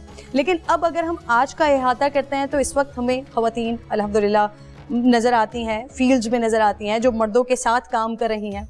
अब यहाँ पर 2 मसाइल आते हैं। एक मसला ये आता है कि अगर खातून किसी से नर्म मिजाजी के साथ, अपने स्टाफ के साथ, अपने कॉलीग्स के साथ अगर नर्म मिजाजी से बात करती है, खुश मिजाजी से बात करती है, तो फ़ी ज़माना माशरा तो यही चल रहा है कि फिर या तो खातून के किरदार के हवाले से सोचा जाता है या उसे फॉर ग्रांटेड लिया जाता है कि जी ठीक है, ये तो खातून बिल्कुल सही है, तो सबके साथ फ्री हो जाती हैं। दूसरी तरफ अगर वही खातून सख्त मिजाजी का मुजाहरा करती हैं, डांटती दपटती रहती हैं, मैं अपनी बात कर लेती हूँ, तो फिर ये तसव्वुर किया जाता है कि बहुत ज़्यादा गुस्से में रहती हैं। अब अगर वो ख़वातीन जो गुस्से की इस वक्त बात सुन रही हैं तो वो अपने लिए क्या सोचें, ज़रा उनके लिए रहनुमाई फरमाइएगा कि गुस्सा भी नहीं करना, तहम्मुल मिजाजी से बात भी नहीं करनी, करना क्या? अल्लाह ताला आपको जज़ाए खैर अता फरमाए। बड़ा अच्छा सवाल किया आपने बहन। गुजारिश ये है कि एतदाल की राह में चलना है। जो हुक्म दिया गया है कि गुस्से के साथ रहें ख़वातीन, मुराद इससे ये है कि गैर महरम मर्द کا التفات ادھر نہ ہو، اپنے کام سے کام رکھیں، اپنے کام کو پورا سر انجام دیا جائے، احسن انداز میں دیا جائے، لیکن اس انداز کو، اس کیفیت کو کہ کوئی انسان غلط سوچنے پہ مجبور ہو، اس حد تک نہ جایا جائے۔ صحیح۔ اس لیے نبی کریم صلی اللہ علیہ وسلم نے فرمایا خیر الامور اوسطها، میانہ روی اختیار کرو، اعتدال کی راہ اختیار کرو۔ تو اتنے غصے میں بھی نہ آئیں کہ آپ کو کوئی کڑوا سمجھ کے پھینک دے، سبحان اللہ۔ اور اتنا پیار بھی نہ دیں کہ آپ کو کوئی نگل لے۔ تو اعتدال والی راہ۔ البتہ آج مرد حضرات بھی اپنی بیوی کا فون آ جائے تو کہتے ہیں میرے پاس ٹائم نہیں ہے، اور کسی اور خاتون کا فون آ جائے تو بے شک ایک گھنٹہ بات ہو جائے، یہ بھی غلط ہے۔ اسی طریقے سے خواتین اپنے گھر میں رہتے ہوئے خامن کے لیے بننا، سنورنا، پیار دینا، اپنائیے دینا، یہ کم ہوتا جا رہا ہے، اور یہی وجہ بن رہی ہے طلاق کی ریشو بڑھنے کی۔ ایک بڑی وجہ میں عرض کر رہا ہوں، بہت بڑی وجہ۔ کسی پروگرام میں جانا ہے، کسی محفل میں جانا ہے تو پورا وہ محبت کا انداز وہاں، چاہے وہاں وہ میل ہیں، فیمیل ہیں، سب کچھ، لیکن مرد جب گھر میں آئے گا تو وہ جیسے علامہ صاحب نے فرمایا، بڑی خوبصورت بات فرمائی کہ مختلف حیوانات ہمارے اوپر مسلط ہوئے تھے، جس کا تذکرہ قرآن پاک میں موجود ہے کہ لہم قلوب لا یفقہون بہا ولہم اعین لا یبصرون بہا ولہم آذان لا یسمعون بہا اولئک کالانعام بل ہم اضل۔ جو لوگ اپنے دل دماغ کو صحیح استعمال نہیں کرتے وہ اللہ کے کاغذوں میں جانوروں سے بھی بدتر ہو جاتے ہیں۔ اللہ۔ ٹھیک ہے، ایک تو یہ چیز عرض کرنی تھی۔ دوسرا، آج کا جو ہمارا موضوع غصے کے اعتبار سے، اس میں ایک دو گزارش عرض کرنا چاہوں گا اگر اجازت ہو تو۔ جی ضرور۔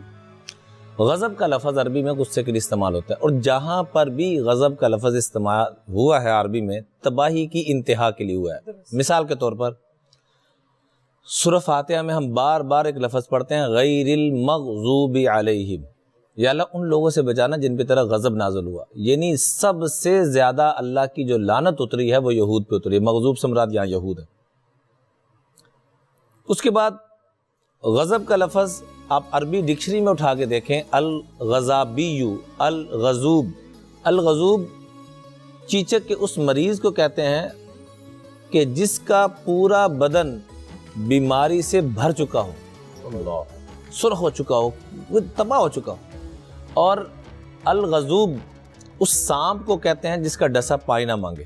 تو جب انسان غصے میں ہوتا ہے تو اس کا ڈسا ہوا بھی پانی، میں الحمدللہ پہلے بھی جیسے میں نے عرض کیا تھا کہ پورے پاکستان کی جیل خانہ جات میں بیانات کے لیے جاتا ہوں، اور پھر دوبارہ وہ دوسرا مطلب نہ لے لیجیے گا کہ پتہ نہیں، وہ ایک آدمی ہمارا دوست مذاق میں کہنے لگا، ایسا مذاق بھی نہیں کرنا چاہیے، کہنے لگا کون سا ایسا گناہ ہو گیا کہ آپ بار بار عمرے پہ جا رہے ہو، تمہارا گناہ ہی معاف نہیں ہو رہا۔ تو ایسے ہی وہ مجھے اکثر دوست کہتے ہیں تو جیل میں بہت زیادہ جاتا، تو ان سے کون سا ایسا گناہ ہو گیا تو ہر دوسرے دن جیل پہنچا ہوتا ہے۔ تو جیل میں الحمدللہ اللہ کے محبوب علیہ السلام کے پیغامات کو پہنچانے کے لیے تو میں قیدیوں سے بقیہ گناہوں کے بارے میں ڈسکس نہیں کرتا کہ بھی کون کس گناہ کی وجہ سے ہے، لیکن غصے کے متعلق میں ضرور پوچھتا ہوں اسد بھائی، غصے کی وجہ سے اندر کون کون آیا؟ تو 70 سے 80% ہاتھ کھڑے ہوتے ہیں۔ آپ مانیں گے 70 سے 80% ہاتھ۔ اسی لیے نبی کریم صلی اللہ علیہ وسلم کے پاس ایک صحابی آئے اور سامنے آ کے بیٹھ گئے، مد دین یا رسول اللہ، اللہ کے رسول مجھے پورے دین کا خلاصہ بتائیں، پورا دین کیا ہے؟ آپ نے فرمایا حسن الخلق، اچھے اخلاق۔ پھر وہ دائیں آ کے بیٹھے، بائیں آ کے بیٹھے، یہی سوال ریپیٹ کیا۔ چوتھی مرتبہ وہ پیچھے جا کے بیٹھ گئے اور پھر یہی سوال کیا۔ تو اللہ کے محبوب علیہ السلام تو ہر طرف دیکھتے تھے، یہ ہمارے آقا علیہ السلام کا معجزہ تھا کہ ہر طرف دیکھتے تھے۔ پیچھے جا کے بیٹھے تو یہی سوال ریپیٹ کیا، مد دین یا رسول اللہ، اللہ کے رسول پورا دین کیا ہے؟ آپ نے فرمایا اللہ تغضب، غضب کرنا چھوڑ دو، تم نے پورے دین پہ عمل کر لیا۔ اور اللہ تعالیٰ ایک میرے آپ کے ساتھ ایک سودا کرتے ہیں، میرے آپ کے ساتھ ایک سودا کرتے ہیں۔ اللہ اکبر۔ جنید جمشید مرحوم کی برسی تھی تو ان کی ساری فیملی آئی ہوئی تھی، سارے بچے ان کے آئے ہوئے تھے، ایک شو پہ ہم پروگرام کر رہے تھے، تو میں نے ان بچوں سے کہا، میں نے آپ کے بابا کو سینکڑوں وظائف بتائے، میرا 18 سال سے ان سے تعلق تھا، انشاءاللہ اس موضوع پہ بھی کبھی گفتگو کریں گے ضرور، کہ وہ کیا غصہ پینے والا شخص تھا۔ عملاً باتیں کرنی بڑی آسان ہے، آپ مجھے کہنا اخلاق کے اوپر گفتگو کرو تو میں 10 گھنٹے، غصے کنٹرول کرنے پہ گفتگو کرو تو 10 گھنٹے بات کروں گا، جب عمل کی باری آئے گی تو سب سے پہلے میری چھٹی۔ تو میں نے ان بچوں سے کہا، میں نے کہا ایک چیز صرف اپنے اندر لے آؤ، کسی وظیفے کی ضرورت نہیں۔ کہنے لگے وہ کون سا وظیفہ مولانا؟ میں نے کہا غصہ کرنا چھوڑ دو۔ تمہارے بابا کے اندر یہ صفت اتنی زیادہ تھی. تو اللہ تعالیٰ ایک سودا کرتے ہیں فہیم بھائی میرے آپ کے ساتھ، ہر مسلمان کے ساتھ بہن. سودا کیا کرتے ہیں؟ حدیث قدسی ہے، اللہ تعالیٰ فرماتے ہیں اذکرنی اذا غضبت، جب بھی تمہیں کبھی غصہ آ جائے اپنا غصہ نہ نکالنا، میری عزت کی قسم میں تمہیں 3 انعام دوں گا. اللہ قسم کھا کے کہتے ہیں غصہ نہ نکالنا، میں تمہیں 3 انعام دوں گا. سب سے پہلا انعام فلا اہلکوک فی من اہلک، جب اسی گناہ کی وجہ سے لوگوں کی تباہی کا وقت آئے گا میں تمہیں دنیا آخرت میں تباہی سے بچا دوں گا. سبحان اللہ. تم نے میرے بندے اور بندی کو تباہی سے بچایا اپنا غصہ نہ نکال کر، میں اپنے غیظ و غضب سے تمہیں بچا دوں گا. دوسرے نمبر پہ اس وقت کی جو دعا تم مانگو گے، اس وقت کی مانگی دعا کو میں رد نہیں کروں گا. سبحان. اور تیسرے نمبر پہ جو انسان غصہ نہیں کرے گا، اللہ اور اس کے محبوب علیہ الصلوۃ والسلام کا وعدہ ہے، جو حق پر ہونے کے باوجود غصے کو چھوڑ دے گا. میرا حق ہے کہ میں آپ کے پاس میری ایک چیز آ گئی یا میرے پاس آپ کی چیز آ گئی، آپ کا حق بنتا ہے کہ آپ مجھ سے لیں، لیکن آپ جھگڑا ختم کرنے کے لیے غصہ نہیں کرتے تو اللہ کے محبوب فرما رہے ہیں جنت میں میرے قدموں میں فہیم آ جاؤ گے تم. سبحان اللہ. تو یہ 3 انعام، ہر دعا قبول ہوگی اس وقت پہ، آپ کی وہ دلی تمنا آپ یہ آزما کے دیکھیں. اس کے اوپر میں ایک واقعہ بھی پیش کرنا چاہوں گا اگر آپ کی اجازت ہو تو. جی. ہمارے استاد محترم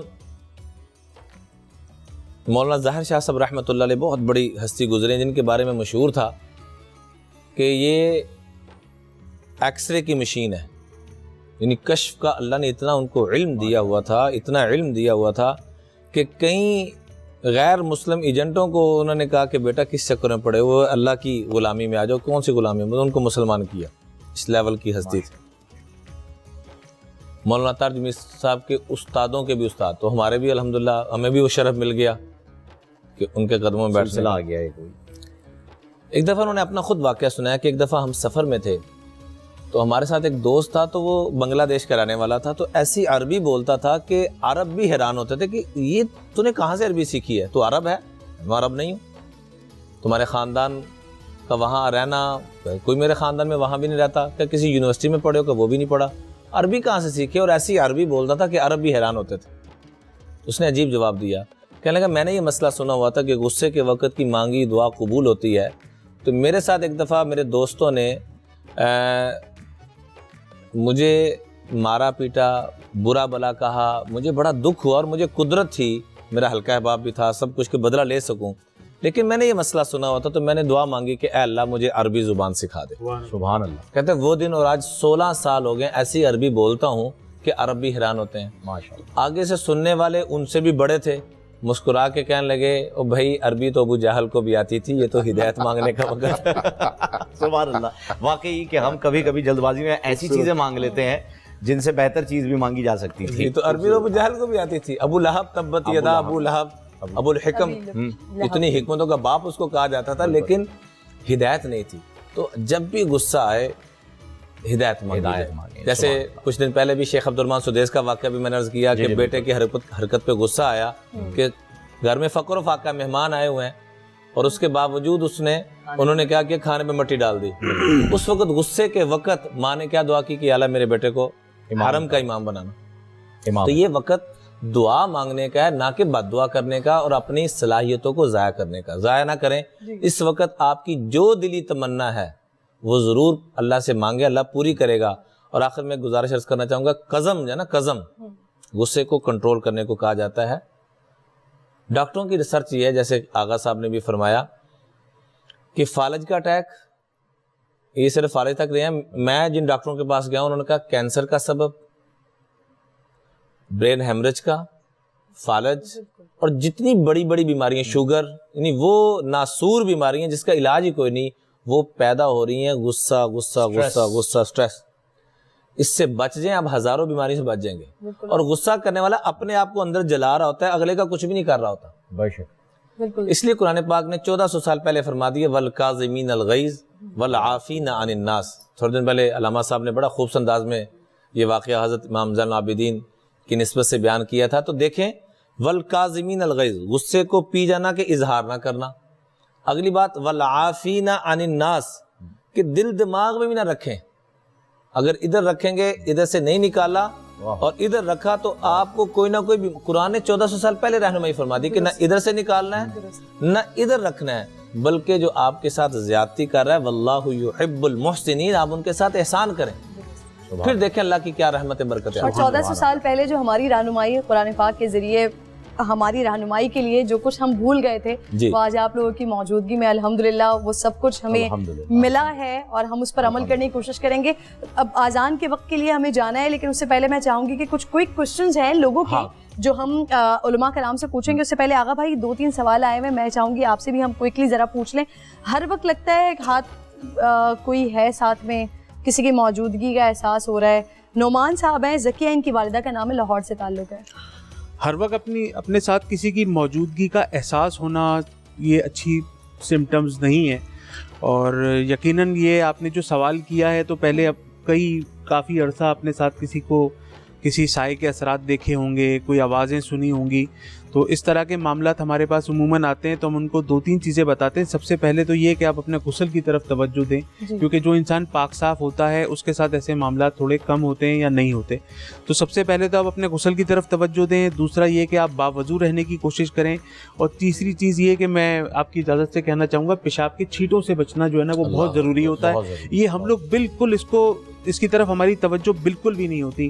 ایک بہت بڑا طبقہ ہمارے معاشرے میں ایسا ہے جس کی توجہ اس طرف نہیں ہے، اور ان کے لیے ہمارے اسلام میں بڑی وعیدوں کا تصور بھی موجود ہے، بڑی سزائیں بھی موجود ہیں۔ بلکہ آپ کی بات کو بڑھاتے ہوئے اللہ کے محبوب علیہ الصلوۃ والسلام نے قبرستان سے گزرے تو فرمایا دونوں قبروں والوں کو عذاب قبر ہو رہا ہے، ایک کو پیشاب کی قطروں سے چھینٹوں سے نہ بچنے کی وجہ سے، اور دوسرے کے بارے میں یہ غیبت کی بیماری میں مبتلا تھے۔ تو خاص طور پہ یہ کمپلیٹ ہو گیا، اگلا سوال تو اس کا جواب مکمل اس طرح کرتے ہیں وظیفہ بتاتے ہوئے کہ ہر نماز کے بعد 11 مرتبہ آیت الکرسی، اور اس کی سب سے جو آخری آیت ہے وَلَا يَؤُودُهُ حِفْظُهُمَا وَهُوَ الْعَلِيُّ الْعَظِيمُ، تو آپ نے ہر نماز کے بعد 11 مرتبہ آیت الکرسی پڑھ کے اس کے آخری آیت وَلَا يَؤُودُهُ حِفْظُهُمَا وَهُوَ الْعَلِيُّ الْعَظِيمُ بھی 11 مرتبہ پڑھیں، اور اس کے بعد سورہ بقرہ کی جو آخری 2 آیات ہیں وہ 11 مرتبہ پڑھ کے اپنے اوپر دم کریں اور پانی پئیں۔ انشاءاللہ کچھ ہی مہینوں میں، کچھ ہی ہفتوں میں آپ کی جیسی نیت ہوگی ویسی برکت ہوگی۔ انشاءاللہ آپ اس کو کرتے چلے جائیے باقاعدگی کے ساتھ، انشاءاللہ تعالیٰ یہ مسئلہ آپ کا حل ہوتا جائے گا انشاءاللہ۔ اسما صاحبہ ہیں، انبر ان کی والدہ کا نام ہے، ان کو خواب میں چھپکلی نظر آتی ہے۔ جی، چھپکلیوں کا نظر آنا، سانپ چھپکلی یہ جو اس چیزیں، ہاں جی سانپ اور چھپکلیوں کا نظر آنا جو ہے وہ دشمنیوں کی علامت ہوتا ہے، اور دشمن عموماً ہمارے گھروں کے اندر موجود ہوتے ہیں، یہ غیر نہیں ہوتے، ان سے ہمارا کوئی اس طرح کا واسطہ اور تعلق ہوتا نہیں۔ ایک تو سب سے پہلی بات یہ کہ جب بھی کوئی برا خواب دیکھیں تو قبلہ رو کھڑے ہو کر، اور آپ نے سب سے پہلے 3 مرتبہ پڑھنا ہے اعوذ باللہ السمیع العلیم من الشیطان الرجیم، 3 مرتبہ پڑھنا ہے لا حول ولا قوت الا باللہ، اور اس کے بعد اپنی لیفٹ سائڈ کے اوپر گردن کر کے 3 مرتبہ تھتکارنا ہے، تھو تھو تھو کرنا ہے۔ اس کے بعد پروردگار سے دعا کرنی ہے کہ یا رب العالمین جو بھی میں نے برا خواب دیکھا اس کے شر سے مجھے اور میرے اہل خانہ کو محفوظ فرما۔ یہ عمل جو ہے یہ ہمارے اسلام سے، ہماری شریعت مطہرہ سے ثابت ہے، تو اس کو کرنے سے سب سے پہلے تو وہ برے خواب کے جو اثرات ہیں وہ ختم ہو جائیں گے۔ نمبر 2، آپ نے جا کے سب سے پہلے پہ صدقہ دینا ہے، جو آپ کی حسب استطاعت، کسی بھوکے کو کھانا کھلانا افضل ترین صدقہ ہے تو یہ دے دیجیے۔ اور تیسری جو بہت اہم چیز ہے وہ یہ لا حول ولا قوت الا باللہ العلی العظیم کی تسبیح روزانہ رات کو سونے سے پہلے 90 مرتبہ پڑھ لیجیے، انشاءاللہ تعالیٰ ان مسائل سے حل ہوگا۔ لیکن ایک اور جو بہت اچھا وظیفہ ہے وہ یہ کہ آپ علیہ الصلوۃ والسلام کی حدیث کا مفہوم ہے کہ جب آپ رات کو سوتے تھے تو سورہ فاتحہ آیت الکرسی چاروں کل، اول سورہ فاتحہ آیت الکرسی چاروں کل پڑھ کے اپنے دونوں ہاتھوں پہ دم کریں، پورے جسم پہ جہاں تک آپ کے ہاتھ جائیں وہاں پہ دم کریں اور انشاءاللہ سو جائیں۔ سورہ کافرون پڑھ کے سونا چاہیے، آخر میں جب سوتے وقت جب بالکل سونے سے پہلے سورہ کافرون اگر پڑھ لی جائے تو انشاءاللہ بہت سارے معاملات سے ویسے ایک اور آخری سوال لے لیجیے، پھر علامہ صاحب کی جانب جاتے ہیں۔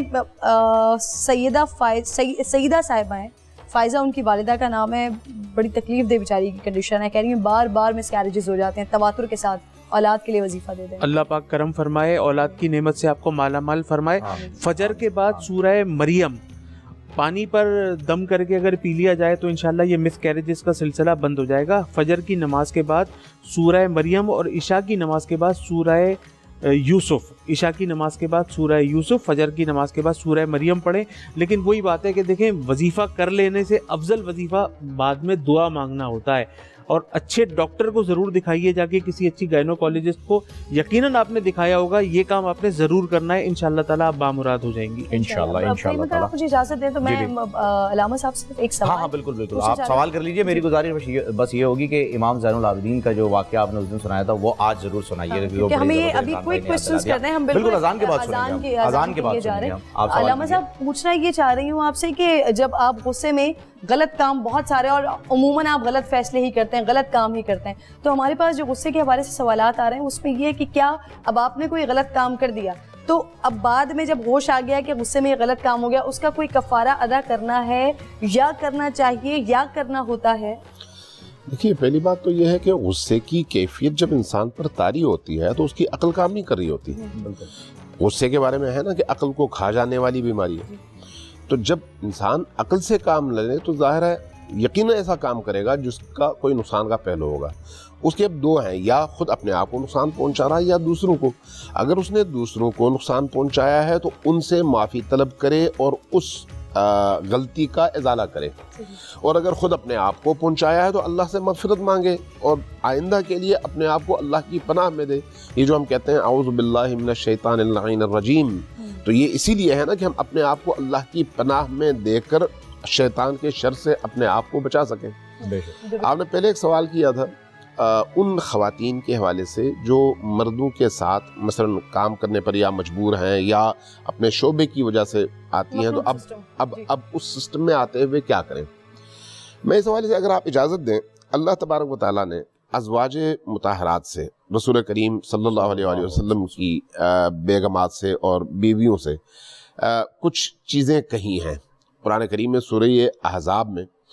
اس میں سے ایک یہ ہے کہ یا نساء النبی, اے اللہ کے رسول کی بیویوں, لستن کاحد من النساء, تم عام عورتوں کی طرح سے نہیں ہو. ان اتقیتن, اگر تم تقوی اختیار کرو اور پاکیزگی اختیار کیے رکھو, فلا تخضعن بالقول, اپنی گفتگو میں جب دوسروں کے ساتھ گفتگو کرو تو اس میں خضوع نرمی نہ لاؤ. وجہ کیا ہے؟ یہ عام لوگوں سے بات نہیں ہو رہی, یہ ہو رہی ہے بات رسول اللہ صلی اللہ علیہ وآلہ وسلم کی زوجات مطہرات سے. ٹھیک ہے, آگے اس کی وجہ ہے فرماتے ہیں کہ فیطمع الذی فی قلبہ مرض, وہ جن سے رسول پاک کی بیویاں گفتگو کرتی ہیں وہ کون ہیں؟ کفار اور مشرکین تو نہیں ہیں, مسلمان ہیں, صحابہ کرام ہیں, لیکن ان کے اندر بھی ایسے لوگ ہیں جن کے دل بیمار ہیں. جب دل بیمار ہیں تو ایسا نہ ہو کہ تمہارے لہجے کی نرمی اس بیمار دل مسلمان کے دل میں نہیں شفا بنے, نہیں اس کی بیماری میں اضافے کا باعث بنے, یعنی اس کے دل میں ایسے خیالات پیدا ہوں تمہارے لیے جو تمہارے مقام تمہاری نسبت کے حوالے سے مناسب نہیں ہے. تو اس کا مطلب یہ ہے کہ اگر نبی کی زوجات کے لیے ایسی کیفیت پیدا ہو سکتی ہے کسی مسلمان کے دل میں, تو پھر عام خواتین کے لیے بطریق اولا ہو سکتی ہے اور ضرور ہو سکتی ہے. اس لیے حکم کیا ہے کہ جب آپ نامحرموں سے گفتگو کریں تو نارمل کریں, لیکن آپ کے لب و لہجے کی سختی کی وجہ سے دوسرے کو آپ سے فری ہونے کی جرت نہ ہو. اچھا مولانا صاحب, میں نے جس سے آپ کی ناموس, آپ کی عزت, آپ کا وقار ہمیشہ محفوظ رہے گا. آپ کے لہجے میں تھوڑی سی نرمی آئی, ادھر شیطان داخل ہو گیا اور اس کے دل کی بیماریوں کا اظہار شروع ہو گیا. بہت میں نے کہا آپ کی بات کمپلیٹ ہو جائے قرآن کریم سے. میں نے وہ جو شفا کہا تھا وہ بالکل اسی تناظر میں تھا کہ اگر کوئی بیمار ہے یا کوئی اللہ معاف کرے کوئی ایسی ذہنیت کا ہے تو پھر ظاہر سی بات ہے اس کو جس چیز سے تسکین ملتی ہے وہ چیز خاتون کی بات کرنے سے. سحر کا بھی جو ہے وہ وقت ہو گیا ہے, تو میرے خیال میں اب ہمیں ایک وقفہ لے لینا چاہیے, اور جب ہم واپس آئیں گے تو اذان فجر کا وقت ہو جائے گا تقریباً. ایک دعا سن کے پھر اب جو ہے وہ اب ہم اذان کی طرف جو ہے وہ بڑھتے ہیں. جب ہم واپس آئیں گے تو اذان کا وقت ہو جائے گا, ابھی سحر کا وقت ہوا ہے. اجازت دیجیے گا ایک وقفے کے لیے رمضان میں. وہ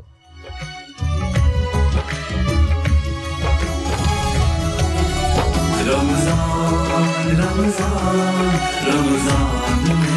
وہ اللہ اکبر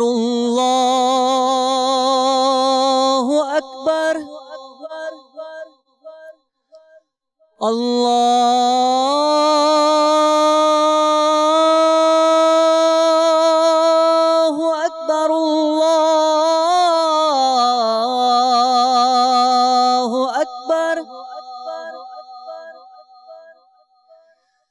أشهد أن لا إله إلا الله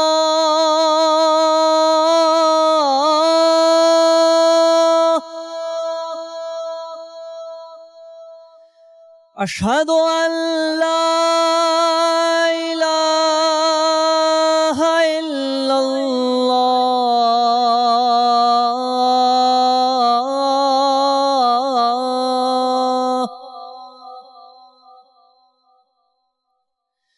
أشهد أن محمد رسول الله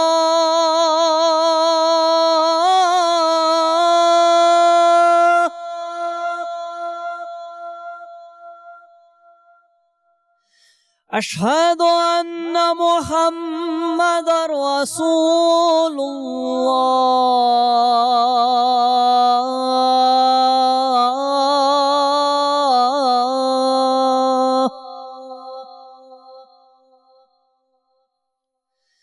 حي على الصلاة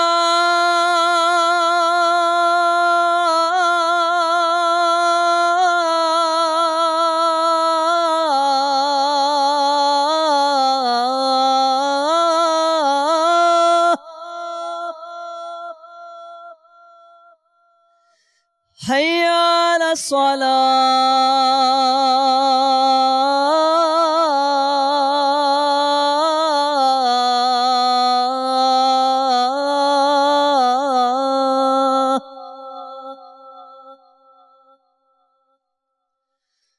حي على الفلاح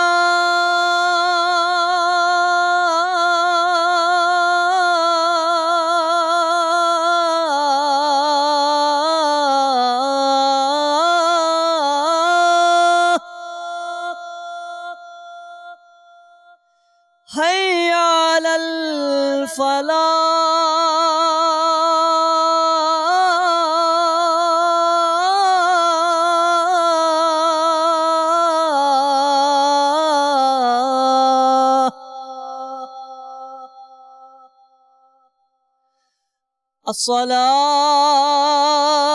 الصلاة خير من النوم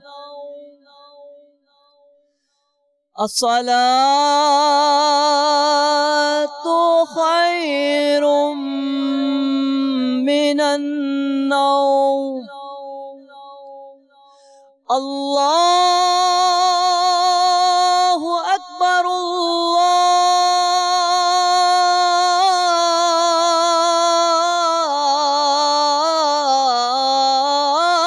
الله أكبر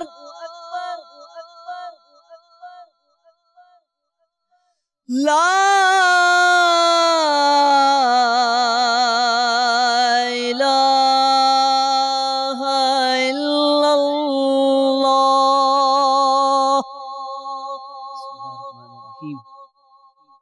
اللهم رب هذه الدعوة التامة والصلاة القائمة آت سيدنا محمدا الوسيلة والفضيلة والدرجة الرفيعة وابعثه مقاما محمودا الذي وعدته وارزقنا شفاعته يوم القيامة إنك لا تخلف الميعاد.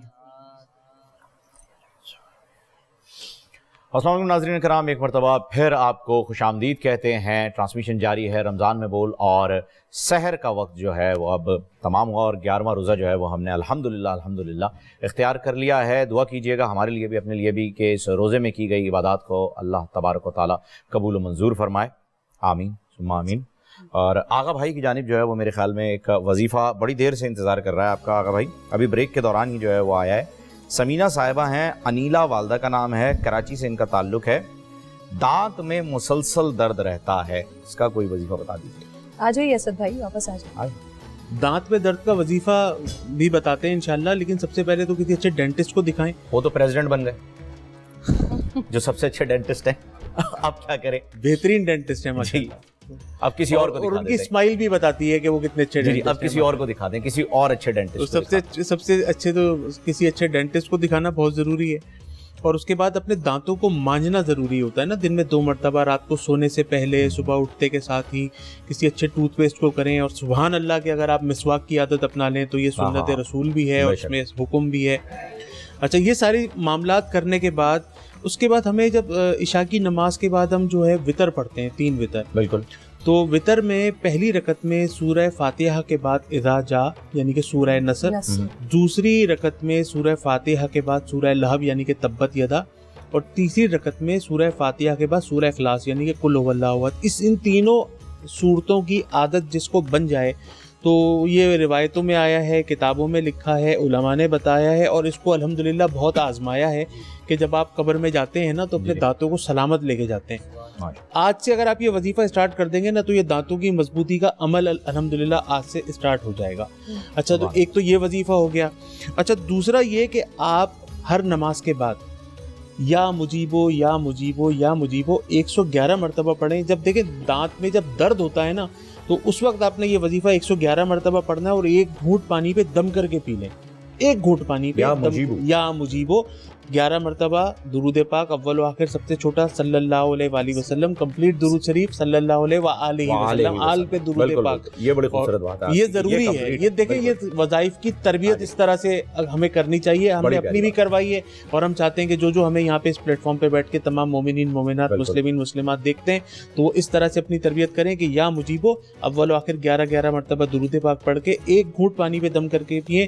یہ دونوں عمل سے انشاءاللہ تعالی اگر آپ کے دانت ٹوٹ رہے ہوں گے، گر رہے ہوں گے، جھڑ رہے ہوں گے تو انشاءاللہ یہ سیٹ ہو جائیں گے. ماشاءاللہ، زبردست. اچھا، علامہ صاحب سے میں نے ایک درخواست کی تھی کہ جو امام زین العابدین کا سبحان اللہ واقعہ ہمیں پہلے سنایا تھا وہ اگر آج ایک مرتبہ پھر آپ، کیونکہ آج ہمارا ٹاپک ہی وہی ہے، غصہ اور اس پہ قابو رکھنا. بالکل.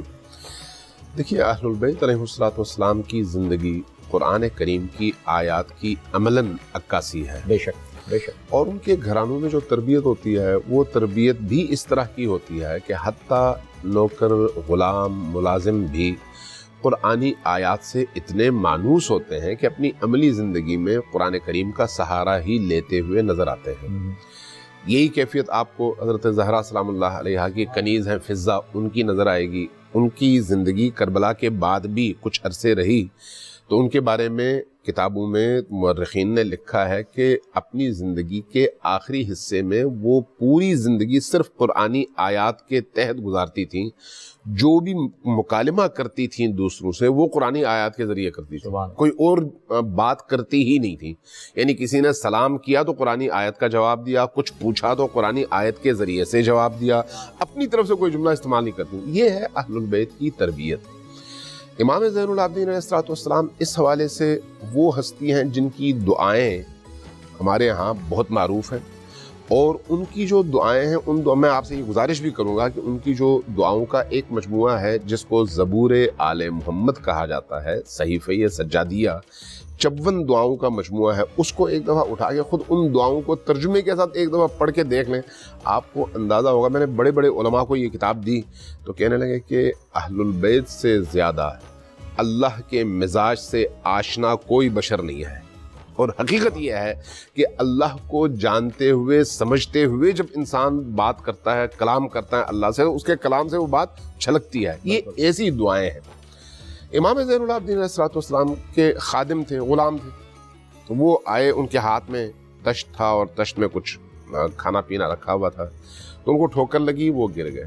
جو گر گئے تو ان کا جو کھانا تھا وہ کچھ غالباً گرا امام کے جسم اطہر پر، اور ظاہر تکلیف بھی ہوئی، برتن بھی ٹوٹے اور باقی چیزیں بھی. تو ان کو خوف یہ ہوا کہ اب کہیں امام غضب کا اظہار نہ کریں یا ان کے چہرے کی ناگواری کی کیفیت، چونکہ ان کا غضب بھی ایسا ہی ہوگا، ظاہر ہے وہ تلوار لے کے تو نہیں نکلیں گے. تو فوراً ان کی زبان سے قرآن کی آیت نکلی، والکاظمین الغیظ. جیسے ہی یہ جملہ قرآن کا جملہ اس غلام نے کہا، امام نے فرمایا جاؤ میں نے تمہیں معاف کر دیا. سبحان. پھر اس نے اگلی آیت پڑھی، والعافین عن الناس. امام نے مسکرا کے اس کی طرف دیکھا اور اس کے بعد فرمایا کہ جاؤ میں نے تمہیں آزاد کر دیا، غلامی سے آزاد کر دیا. اس کے بعد اس نے کہا واللہ یحب المحسنین، اللہ احسان کرنے والوں کو بہت پسند کرتا ہے، محبوب رکھتا ہے. آپ نے گھر میں جو کچھ تھا وہ اس کے حوالے کر دیا، کہا کہ اب یہ لو اور چلے جاؤ. अब आप ज़रा बिहेवियर देखें, हर आयत पर अगला मकाम, हर आयत पर उस पिछले कदम से बड़ा कदम उठाना, ये अहलुल बैत की शान भी है और कुरान करीम की अमली तफसीर भी है, अमली तफसीर। लिहाजा अहलुल बैत की बारगाह में जाने के बाद इंसान को इबादात का नया मफहूम मिल जाता है, इबादात का। आम तौर पर इस मौजू पर भी मैं छोड़े जा रहा हूँ जी, अगर जी कभी गुमराह नहीं हो। हाँ, एक कुरान दूसरा है, दूसरी अहलुल बैत। तो देखिए हमारे इन मौज़ूआत में जो हम रमज़ान मुबारक में यहाँ पर डिस्कस करते हैं, उनमें हम बाज़ औक़ात हमारा पूरा जोर होता है इबादात के ज़ाहिर पर। इसमें कोई शक नहीं कि इबादात के ज़ाहिर को अपनाना चाहिए, ज़ाहिर ही के ज़रिए से हम बातिन तक पहुँचते हैं। लेकिन ज़ाहिर काफ़ी नहीं है जब तक बातिन उसकी सही न हो। अगर फल अंदर से सड़ा हुआ हो तो उसका ज़ाहिर जितना भी खूबसूरत हो, आप अनार लेकर आते हैं ना घर, तो आपको नज़र नहीं आ रहा होता कि भाई उसके अंदर खराबी है। जानने वाले जानते हैं कि ये अनार ख़राब है, ये अनार ठीक है, क्योंकि अंदर से वो उसको क्या बीमारी लगती है। आप जब आके घर में खोलते हैं तो उसकी बदबू की वजह से फौरन उठा के आप कचरे के डब्बे में फेंक देते हैं। ठीक है, हमारी इबादत भी इस तरह से है। इसलिए हमारी इबादत में ज़ाहिर से ज़्यादा उसके बातिन की तरफ देखने की ज़रूरत है, और ये ज़रिया अहलुल बैत के बगैर मुमकिन है ही नहीं। बिल्कुल, क्योंकि अहलुल बैत इस हवाले से मेयार है। जो अभी बात हो रही थी ना, आपने कहा, हमारी बहन ने कहा कि नबी करीम की मोहब्बत, यकीन जानिए हम चाहे दिन रात हर लम्हा अल्लाह की बारगाह में अपनी पेशानी रखें, सजदे करें, रुकू करें, कुरान पढ़ें, रोज़े रखें, सब कुछ करें, अगर नबी करीम की मोहब्बत में और उनकी आले अतहार की मोहब्बत में ज़र्रा बराबर कोताही करें तो ये सारी की सारी इबादतें बेकार, ये उठा के और अगर मार दी जाएगी। हाँ, और अगर इन इबादतों में कहीं पर कोताही हुई है, कोताही कमी रह गई है, लेकिन वहां पर हमारा इश्क और हमारी मोहब्बत जो है सच्ची है, तो यकीन जाने उस इश्क और सच्ची मोहब्बत के नतीजे में हमारी ये कोताहियां बख्श दी जाएंगी, वो वसीला बनेंगी। इसलिए वो मेयार है, उसकी तरफ हमें ज्यादा जाने की जरूरत है। बेशक बेशक बेशक, अल्लाह ताला हमें तौफीक अता फरमाए। बिल्कुल ही ऐसा पहुंचा कि हम तारिक साहब की जानिब भी जाएंगे, तो मैं चाह रही हूँ कि एक दुआ, अगर आप दुआया कलाम कोई पढ़े ऐसा। माइक दीजिए असद भाई को। असद भाई के पास माइक नहीं है, माइक वहाँ लगा हुआ है, वहाँ से निकाल के ले आए कोई।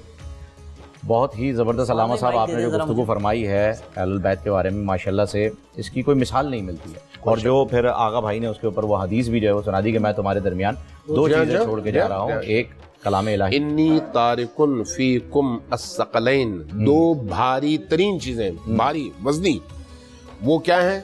किताब अल्लाह व इतरती, एक किताब खुदा है और दूसरी मेरी इतरत।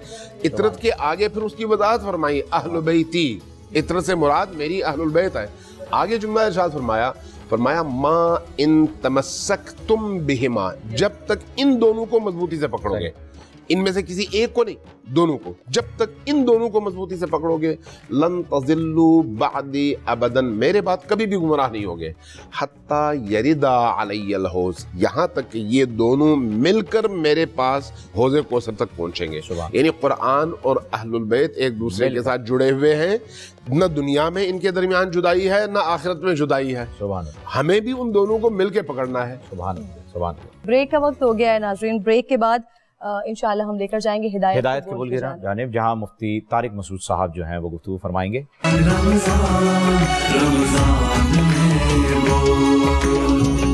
अल्हम्दुलिल्लाहि नहमदुहु व नुसल्ली अला रसूलिहिल करीम।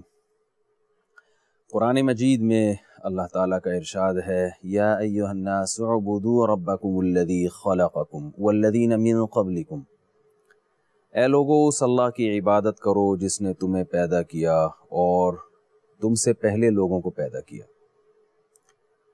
इबादत अल्लाह का एक ऐसा हुक्म है जिसके लिए अल्लाह ने हमें पैदा किया है। इबादत किसे कहते हैं, इबादत का तरीक़ा क्या है, इसके बारे में आज मैं इंशाअल्लाह आप हज़रात को कुछ तफसील बताऊंगा कुरान और सुन्नत की रोशनी में। जो लोग किसी भी मज़हब को फॉलो करते हैं, उनमें जो चीज़ कॉमन है, क़द्र मुश्तरक है, वो क़द्र मुश्तरक ये चीज़ है कि वो किसी न किसी खुदा की इबादत के कायल होते हैं, चाहे वो एक खुदा हो या एक से ज़्यादा खुदा हो। اور جو کسی مذہب کو فالو نہیں کرتے، جن کو آج کل کی ٹرم ہے، اصطلاح ہے، ایتھیس کہا جاتا ہے، جو خدا کے وجود ہی کو نہیں مانتے، ان کے لیے یہ عبادت کا لفظ غیر اہم ہے، وہ عبادت کے قائل نہیں ہیں۔ لیکن ہم چونکہ ایک مذہب کو فالو کرتے ہیں، اسلام جسے کہا جاتا ہے، اس لیے ہمارے لیے اس لفظ کی بہت اہمیت ہے۔ چونکہ اسلام ایک دین ہے، ایک مذہب ہے، دنیا کے بہت سارے مذاہب نے عبادت کو اپنے اپنے انداز سے ڈیفائن کیا ہے، اور ان کے ہاں عبادت کے احکام ہیں۔ ہندوؤں کے ہاں بھی عبادت ہوتی ہے، عیسائیوں کے ہاں بھی عبادت ہوتی ہے، یہودیوں کے ہاں بھی عبادت ہے۔ ایک عبادت کا ایک تصور ہے، بالکل اسی طریقے سے اسلام میں بھی عبادت کا ایک تصور ہے۔ لیکن چونکہ اسلام کا یہ دعویٰ ہے کہ دین برحق صرف اور صرف اسلام ہے، اور یہ دعویٰ برائے دعویٰ نہیں ہے، بلکہ اسلام کے پاس اس دعوے کے صحیح ہونے کے بے شمار دلائل ہیں۔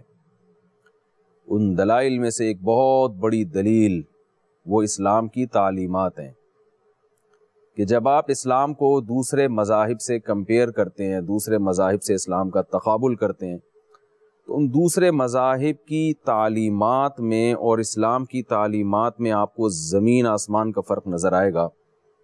ان تعلیمات سے آپ کو پتہ چلے گا کہ اسلام جو آپ کو تعلیمات دے رہا ہے وہ آپ کی نیچر کو، آپ کی فطرت کو اپیل کرتی ہیں۔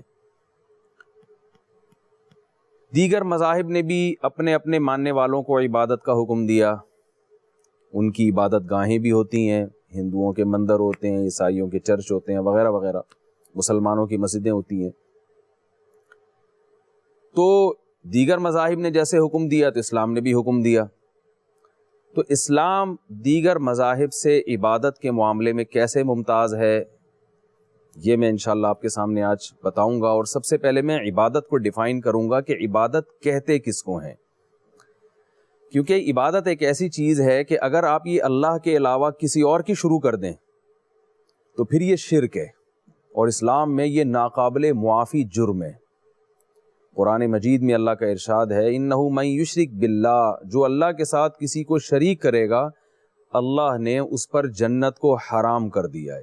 اس میں کسی کی یعنی کوئی بھی ہو، کائنم من کان، کیسی ہی شخصیت ہو، شرک کے ساتھ اللہ عمل قبول نہیں کرتے، نہ آپ کے صدقات و خیرات قبول ہیں، نہ آپ کی کوئی عبادت قبول ہے۔ اللہ چاہتے ہیں کہ عبادت ہوگی تو صرف میری ہوگی۔ یہی صرف کا ایک لفظ ہے جو اسلام کو دوسرے مذاہب سے جدا کرتا ہے۔ بہت سارے مذاہب میں کوئی بھی آپ کو اچھمبی سی چیز نظر آئی، کوئی بھی انوکھی چیز نظر آئی تو آپ اس کو معبود بنا کے پوجنا شروع کر دیتے ہیں۔ ستاروں کی عبادت ہوئی ہے، اس دنیا میں ہو رہی ہے، سورج کی عبادت ہوتی ہے۔ ہم نے بہت سے ملکوں میں سفر کیا، وہاں ہم نے عجیب عجیب معبود لوگوں کو دیکھے، معبود فروخت ہو رہے ہیں باقاعدہ، یہ 50 روپے کا ہے، یہ 20 روپے کا ہے، یہ ہول سیل ریٹ الگ ہیں، ریٹیل کے ریٹ الگ ہیں۔ تو معبود کا کیا حشر کر دیا، یعنی انسان جو اشرف المخلوقات، جو سب سے زیادہ قابل عزت مخلوق، وہ ایسی چیزوں کی پرستش کر رہی ہے، ایسی چیزوں کی عبادت کر رہی ہے جو باقاعدہ مارکیٹ میں فروخت ہو رہی ہیں۔ وہ چیزیں، انسان مارکیٹوں میں فروخت نہیں ہوتا۔ تو پہلے میں بتاؤں گا کہ عبادت کی ڈیفینیشن کیا ہے، تاکہ آپ کو پتہ چلے کہ یہ والا کام جس کی یہ ڈیفینیشن ہے یہ صرف اللہ کے ساتھ خاص ہے، یہ آپ نے مخلوق کو اس میں سے حصہ نہیں دینا، کیونکہ بہت سے لوگ یہ عبادت اللہ کے علاوہ کی بھی کر رہے ہوتے ہیں، لیکن اپنے عمل کو عبادت سے تعبیر نہیں کرتے۔ وہ کہتے ہیں کہ یہ عبادت نہیں ہے۔ یہ ایسے ہی ہے جیسے کسی نے کہیں سن لیا کہ کتا کھانا حرام ہے، اب وہ کتے کو ذبح کر کے کھا رہا ہے، لوگ کہتے ہیں یار تم تو خود کہا کرتے تھے کہ کتا کھانا حرام ہے، تو وہ جواب میں دلیل دیتا ہے کہ یہ کتا نہیں، یہ بکرا ہے۔ اب اس نے کتے کا نام ہی چینج کر کے بکرا نام رکھ دیا، تو اب آپ اس کو کیسے سمجھائیں گے؟ ظاہر ایسے سمجھائیں گے، بھائی جو چیز تم کھا رہے ہو یہ کتا ہی ہے، یہ بکرا نہیں ہے، اور اس کی دلیل یہ ہے کہ دیکھو یہ ڈکشنری ہے، اس میں کتے کی تصویر بنی ہوئی ہے اور آگے کتا لکھا ہوا ہے، یہ بالکل ایسی تصویر ہے، بکرا ایسا نہیں ہوتا۔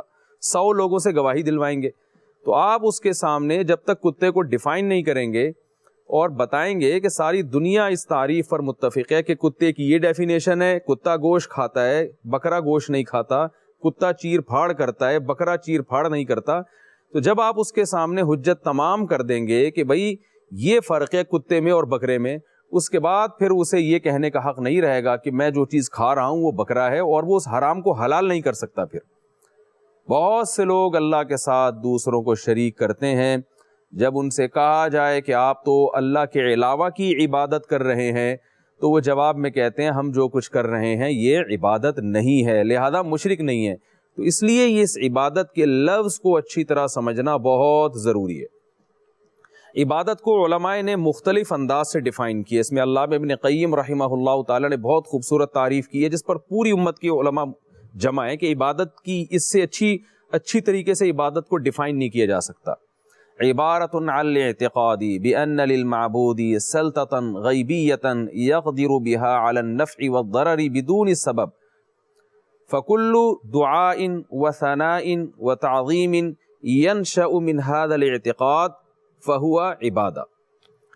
اس کو میں آسان الفاظ میں ڈیفائن کرتا ہوں کہ جب آپ کسی کی تعریف کرتے ہیں زبان سے یا اپنی باڈی سے کسی کی تعظیم کرتے ہیں، جیسے آپ کسی کے سامنے جھکتے ہیں یا کسی کی تعریف کرتے ہیں یا کسی کو آپ پکارتے ہیں، کسی سے مدد مانگتے ہیں، تو اگر آپ یہ تینوں کام جس شخصیت کے ساتھ کر رہے ہیں اس شخصیت کے بارے میں آپ کا یہ عقیدہ ہو کہ یہ مجھے نفع اور نقصان پہنچانے پر قدرت رکھتا ہے اور ایسی قدرت کہ یہ نفع اور نقصان پہنچانے کے لیے سبب کا محتاج نہیں ہے، تو اس جذبے کے ساتھ جب آپ کسی کی تعظیم کریں گے یا کسی کو حاجت کے لیے پکاریں گے یا آپ اس کی ثنا کریں گے، زبان سے تعریف کریں گے، تو یہ عمل آپ کا عبادت کہلائے گا. اور اسلام میں یہ عمل اللہ کے علاوہ کسی اور کے لیے حلال نہیں ہے. میں اب اس کو کچھ مثالوں سے سمجھانے کی کوشش کرتا ہوں. دیکھیے آپ اپنے والد کے سامنے دو زانوں بیٹھے ہیں اور جیسے ہم نماز میں بیٹھتے ہیں نا، تحیات میں ہم ہاتھ یہاں پہ رکھتے ہیں، اپنے جو ران پہ اور گھٹنوں کے قریب ہاتھ رکھے جاتے ہیں، ایسے آپ نے ادب احترام کے ساتھ اپنے ابا حضور کے سامنے آپ بیٹھے ہیں. یہ آپ کی بالکل وہی کیفیت ہے جو نماز میں ہوتی ہے، بالکل تعظیم کا وہی اسٹائل ہے جو آپ کا نماز میں ہوتا ہے. نماز میں آپ اللہ کے سامنے ایسے بیٹھتے ہیں اور عام حالات میں آپ ابا کے سامنے ایسے بیٹھ گئے، اپنے والد کے سامنے ایسے بیٹھ گئے. والد کے سامنے ایسے بیٹھنا، اس طرح تعظیم اور احترام کے ساتھ بیٹھنا، یہ عبادت نہیں کہلائے گا. کیوں؟ اس لیے کہ والد کے بارے میں آپ کا یہ عقیدہ یا یہ جذبہ نہیں ہے کہ والد صاحب آپ کو نفع اور نقصان پہنچانے پر قدرت رکھتے ہیں، ایسی قدرت کہ وہ نفع اور نقصان پہنچانے کے لیے کسی سبب کے محتاج نہیں ہے. یہ بہت اہم چیز ہے، اس پوائنٹ کو خوب اچھی طرح سمجھنا چاہیے. دیکھیے اللہ جب کچھ کرتا ہے تو وہ کچھ کرنے کے لیے کسی سبب کا، کسی سائنٹیفک لاجک کا محتاج نہیں ہے. ہم جو کچھ بھی کرتے ہیں، ہمارے پاس جتنی طاقتیں ہیں اس کے لیے ہمیں اسباب کے تانے بانے ملانے پڑیں گے. مثال کے طور پر مجھے اگر پیاس لگتی ہے اور مجھے پانی چاہیے تو میں آپ سے مدد لوں گا. میں آپ سے کہوں گا بھائی مجھے آپ کی ہیلپ چاہیے، مجھے پیاس بجھانی ہے. تو آپ کیا کریں گے؟ آپ دونوں ٹانگوں سے چلیں گے. یہ چلنا ایک سبب اختیار کرنا ہے. پھر آپ جائیں گے، آپ کولر کے نیچے گلاس رکھیں گے. کولر کے نیچے رکھیں گے کیونکہ آپ کو پتا ہے کہ پانی ہمیشہ نیچے کی طرف سفر کرتا ہے گریوٹی کی وجہ سے. ایسا نہیں ہوگا کہ گلاس آپ الٹا کر دیں اور آپ کیا مجھے یہ قدرت ہے کہ پانی نیچے جانے کے بجائے الٹا اوپر بھرنا شروع ہو جائے. نہ نہ نہ، یہ آپ نہیں کریں گے. پھر آپ کولر میں پانی ہوگا تو آپ کولر کی ٹوٹی کھولیں گے تو پانی نیچے آئے گا. پانی اگر نہیں ہے تو نہیں آئے گا، آپ ساری زندگی وہاں بیٹھے رہیں. تو آپ نے جو میری مدد کی، کولر سے پانی بھر کے لے کر آئے، اس میں ایک ایک اسٹیپ پہ جو کچھ ہو رہا ہے یہ پوری ایک سائنٹیفک لاجک ہے اس کی. لیکن اللہ کسی کی مدد کے لیے اس لاجک کا محتاج نہیں ہے اور ان اسباب کا محتاج نہیں ہے. وہ بیٹھے بیٹھے اپنے ارادہ کن کی طاقت سے آپ کی پیاس بجھا سکتا ہے. وہ بیٹھے بیٹھے خزانے غیب سے آپ کے سامنے پینے کا گلاس، پانی پینے کا گلاس لا کے رکھ سکتا ہے. تبھی قرآن مجید میں اللہ نے فرمایا وَإِذَا غَشِيَهُمْ مَوْجٌ كَالظُّلَلِ دَعَوُا اللَّهَ مُخْلِصِينَ لَهُ الدِّينَ، کہ جب یہ بحری سفر کرتے ہیں، سمندری سفر کرتے ہیں اور چاروں طرف سے ان کو طوفان آ کے گھیر لیتا ہے. تو دیکھیں انسان کی اس وقت کیا کنڈیشن ہوتی ہے. ظاہر ہے سب سے پہلے آپ مواصلاتی رابطہ کریں گے، حکومت سے رابطے کی کوشش کریں گے، پولیس بھیجی جائے، ہیلی کاپٹر بھیجے جائیں اور کشتیاں بھیجی جائیں ہماری مدد کے لیے۔ اگر آپ کے یہ تمام وسائل اور تمام راستے منقطع ہو گئے تو قرآن کیا کہتا ہے؟ جب یہ تمام اسباب اور تمام وسائل منقطع ہو جاتے ہیں اور ان کو یقین ہو جاتا ہے کہ اب سمندر کی بے رحم موجیں ہمیں ہلاک کر دیں گی، تو اللہ فرماتے ہیں دعوا اللہ مخلصین لہ الدین، تمام معبودوں کو بھول کر یہ اس اللہ کو پکارتے ہیں، چاہے یہ کتنے بڑے مشرک ہوں۔ اس موقع پر یہ صرف اور صرف اس اللہ کو پکارتے ہیں جس نے ان کو پیدا کیا۔ وجہ کیا ہے؟ انہیں معلوم ہے کہ اللہ کچھ کرنے میں کسی سبب کا محتاج نہیں ہے، وہ جب چاہے گا سمندر کی موجوں کو ایک حکم دے گا اور سمندر وہیں تھم جائے گا، وہ چاہے تو اس طوفان سے ہمیں بغیر کسی لاجک کے، بغیر کسی سبب کے نکال سکتا ہے، وہ چاہے تو سمندر میں ڈبو کے بھی ہمیں زندہ رکھ سکتا ہے، وہ چاہے تو سمندر کی ان موجوں کو تھما بھی سکتا ہے۔ ہر کچھ وہ کچھ کرنے میں وہ آدم اور حوا کو بغیر باپ اور بغیر ماں کے پیدا کر سکتا ہے، وہ عیسیٰ ابن مریم کو بغیر باپ کے پیدا کر سکتا ہے، وہ بے جان مٹی میں آدم کو کی پھونک مار کے جان ڈال سکتا ہے، وہ کچھ کرنے میں کسی سائنٹیفک لاجک اور سائنٹیفک سبب کا محتاج نہیں ہے۔ تو یہ جذبہ جس ذات کے بارے میں ہوگا، یہ عقیدہ جس ذات کے بارے میں ہوگا، اس ذات کی جب آپ تعظیم کریں گے اس جذبے کے ساتھ تو یہ تعظیم عبادت کہلائے گی۔ تو میں نے عرض کیا یہ اللہ کے علاوہ کسی اور کے ساتھ جائز نہیں ہے۔ تو بغیر کسی سبب کے تمام تر طاقتیں اور قدرتیں وہ صرف اور صرف اللہ کے پاس ہیں۔ اللہ کے علاوہ جتنی مخلوق ہو، چاہے وہ فرشتے ہوں، چاہے وہ پیغمبر ہوں، چاہے وہ اولیاء کرام ہو، چاہے وہ عام انسان ہو، وہ تمام کے تمام کچھ کرنے میں سبب کے محتاج ہیں۔ اس لیے یہ بات خوب اچھی طرح ذہن میں رکھیں کہ جب ہم کسی کو مدد کے لیے پکارتے ہیں تو ہر قسم کی پکار شرک نہیں ہے۔ اگر آپ پولیس کو مدد کے لیے پکارتے ہیں تو یہ عمل شرک نہیں ہے، کیونکہ آپ جب پولیس سے ہیلپ مانگ رہے ہیں تو آپ کا یہ نظریہ ہے کہ پولیس ان موجودہ دور کے جدید وسائل اور اسباب کو اختیار کر کے آپ کی مدد کرے گی۔ یہ آپ کا نظریہ نہیں ہوتا کہ پولیس کے پاس کچھ بھی نہیں ہے پھر بھی مدد کر لے گی۔ اگر آپ اس جذبے سے پولیس کو پکاریں گے کہ جیسے اللہ آپ کی مدد کرنے میں کسی سبب کا محتاج نہیں ہے، ایسے ہی پولیس بھی کسی آپ کی مدد کرنے میں سبب کی محتاج نہیں ہے، تو پھر یاد رکھیے اس جذبے سے پولیس کو ہیلپ کے لیے پکارنا بھی شرک کہلائے گا۔ یہ آج بہت بڑا شرک ہو رہا ہے ہمارے معاشرے میں کہ جو پکار اللہ کے ساتھ خاص تھی وہی پکار میں آج ہم نے اللہ کی مخلوق کو بھی شریک کر دیا ہے۔ اور ایک اور بات یہاں اس سے واضح ہوتی ہے کہ جب کسی کو اس جذبے سے پکارا جاتا ہے، کیا جذبہ؟ میں دوبارہ ریپیٹ کر دوں کہ آپ کا یہ عقیدہ اور نظریہ ہو کہ جس کو میں پکار رہا ہوں وہ میری مدد کرنے میں کسی سبب کا محتاج نہیں ہے، تو اس پکار کو شریعت کی اصطلاح میں دعا کہا جاتا ہے۔ یہ دعا بھی صرف اللہ کے لیے حلال ہے، اللہ کے علاوہ کسی اور سے آپ دعا نہیں مانگ سکتے۔ عام پکار کو ہم دعا نہیں کہہ سکتے۔ جیسے میں اگر پولیس کو پکارتا ہوں، میں اپنے ملازم کو پکارتا ہوں مدد کے لیے، تو یہ پکار دعا نہیں کہلائے گی۔ اللہ کو پکارتا ہوں تو یہ پکار دعا کہلائے گی۔ کیوں؟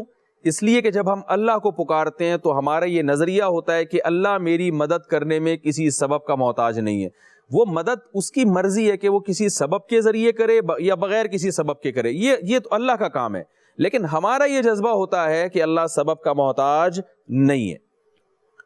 تو اب یہ خوب اچھی طرح سمجھ لیں کہ جب بھی آپ کسی کی تعظیم کریں گے، کسی کی عزت کریں گے، رسپیکٹ دیں گے آپ اس کو اس جذبے کے ساتھ کہ یہ میری بگڑی بنا سکتا ہے، یہ میرے نفع اور نقصان کا مالک ہے، اور ایسا مالک کہ یہ کچھ کرنے میں کسی سبب کا محتاج نہیں ہے، تو اس جذبے سے جب کسی کی بھی تعظیم کی جائے گی، چاہے وہ تعظیم زبان کے کلمات سے ہو، چاہے وہ اپنے جسم کے ساتھ ہو، جیسے کسی کے سامنے جھکنا یا سر رکھنا اس کے سامنے، یا وہ تعظیم اس کو خوش کرنے کے لیے صدقات و خیرات کی شکل میں ہو یا جانور ذبح کرنے کی شکل میں ہو۔ بعض دفعہ کسی کی تعظیم میں جانور بھی ذبح کیا جاتا ہے، جیسے ہم بقرعید میں اللہ کو خوش کرنے کے لیے جانور حلال کرتے ہیں۔ تو یہ ہر قسم کی تعظیم جس میں یہ جذبہ کار فرما ہو، یہ صرف اللہ کے لیے حلال ہے۔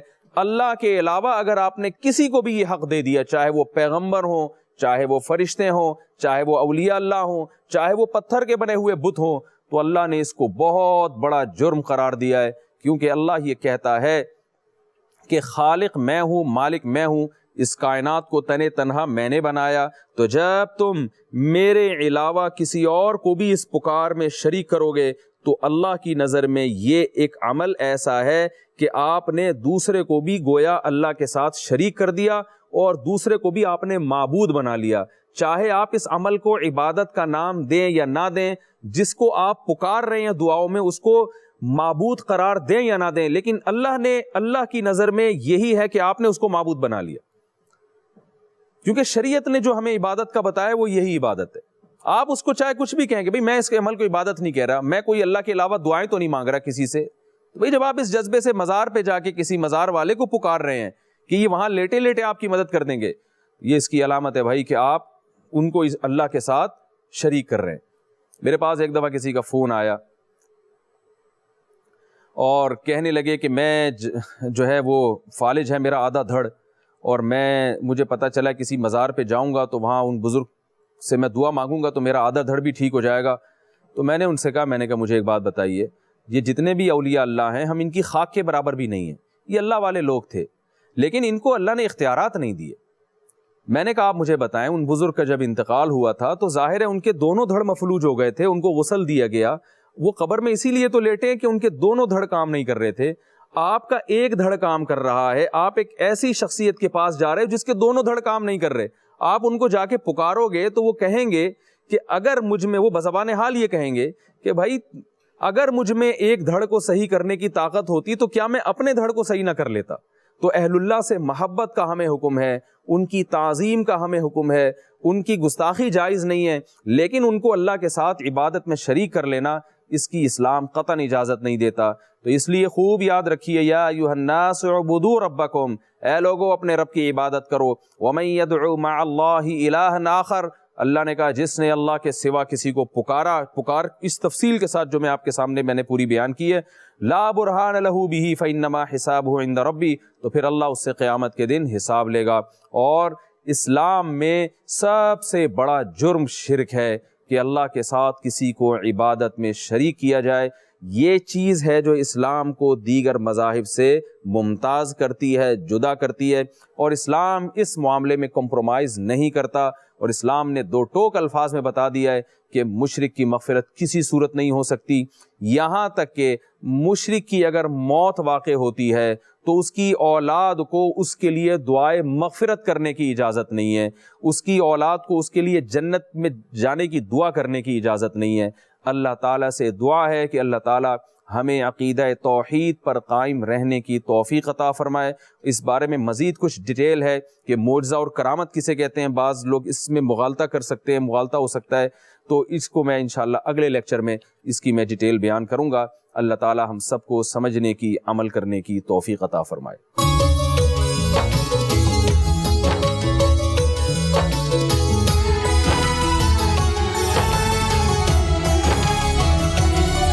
رمضان رمضان میں وہ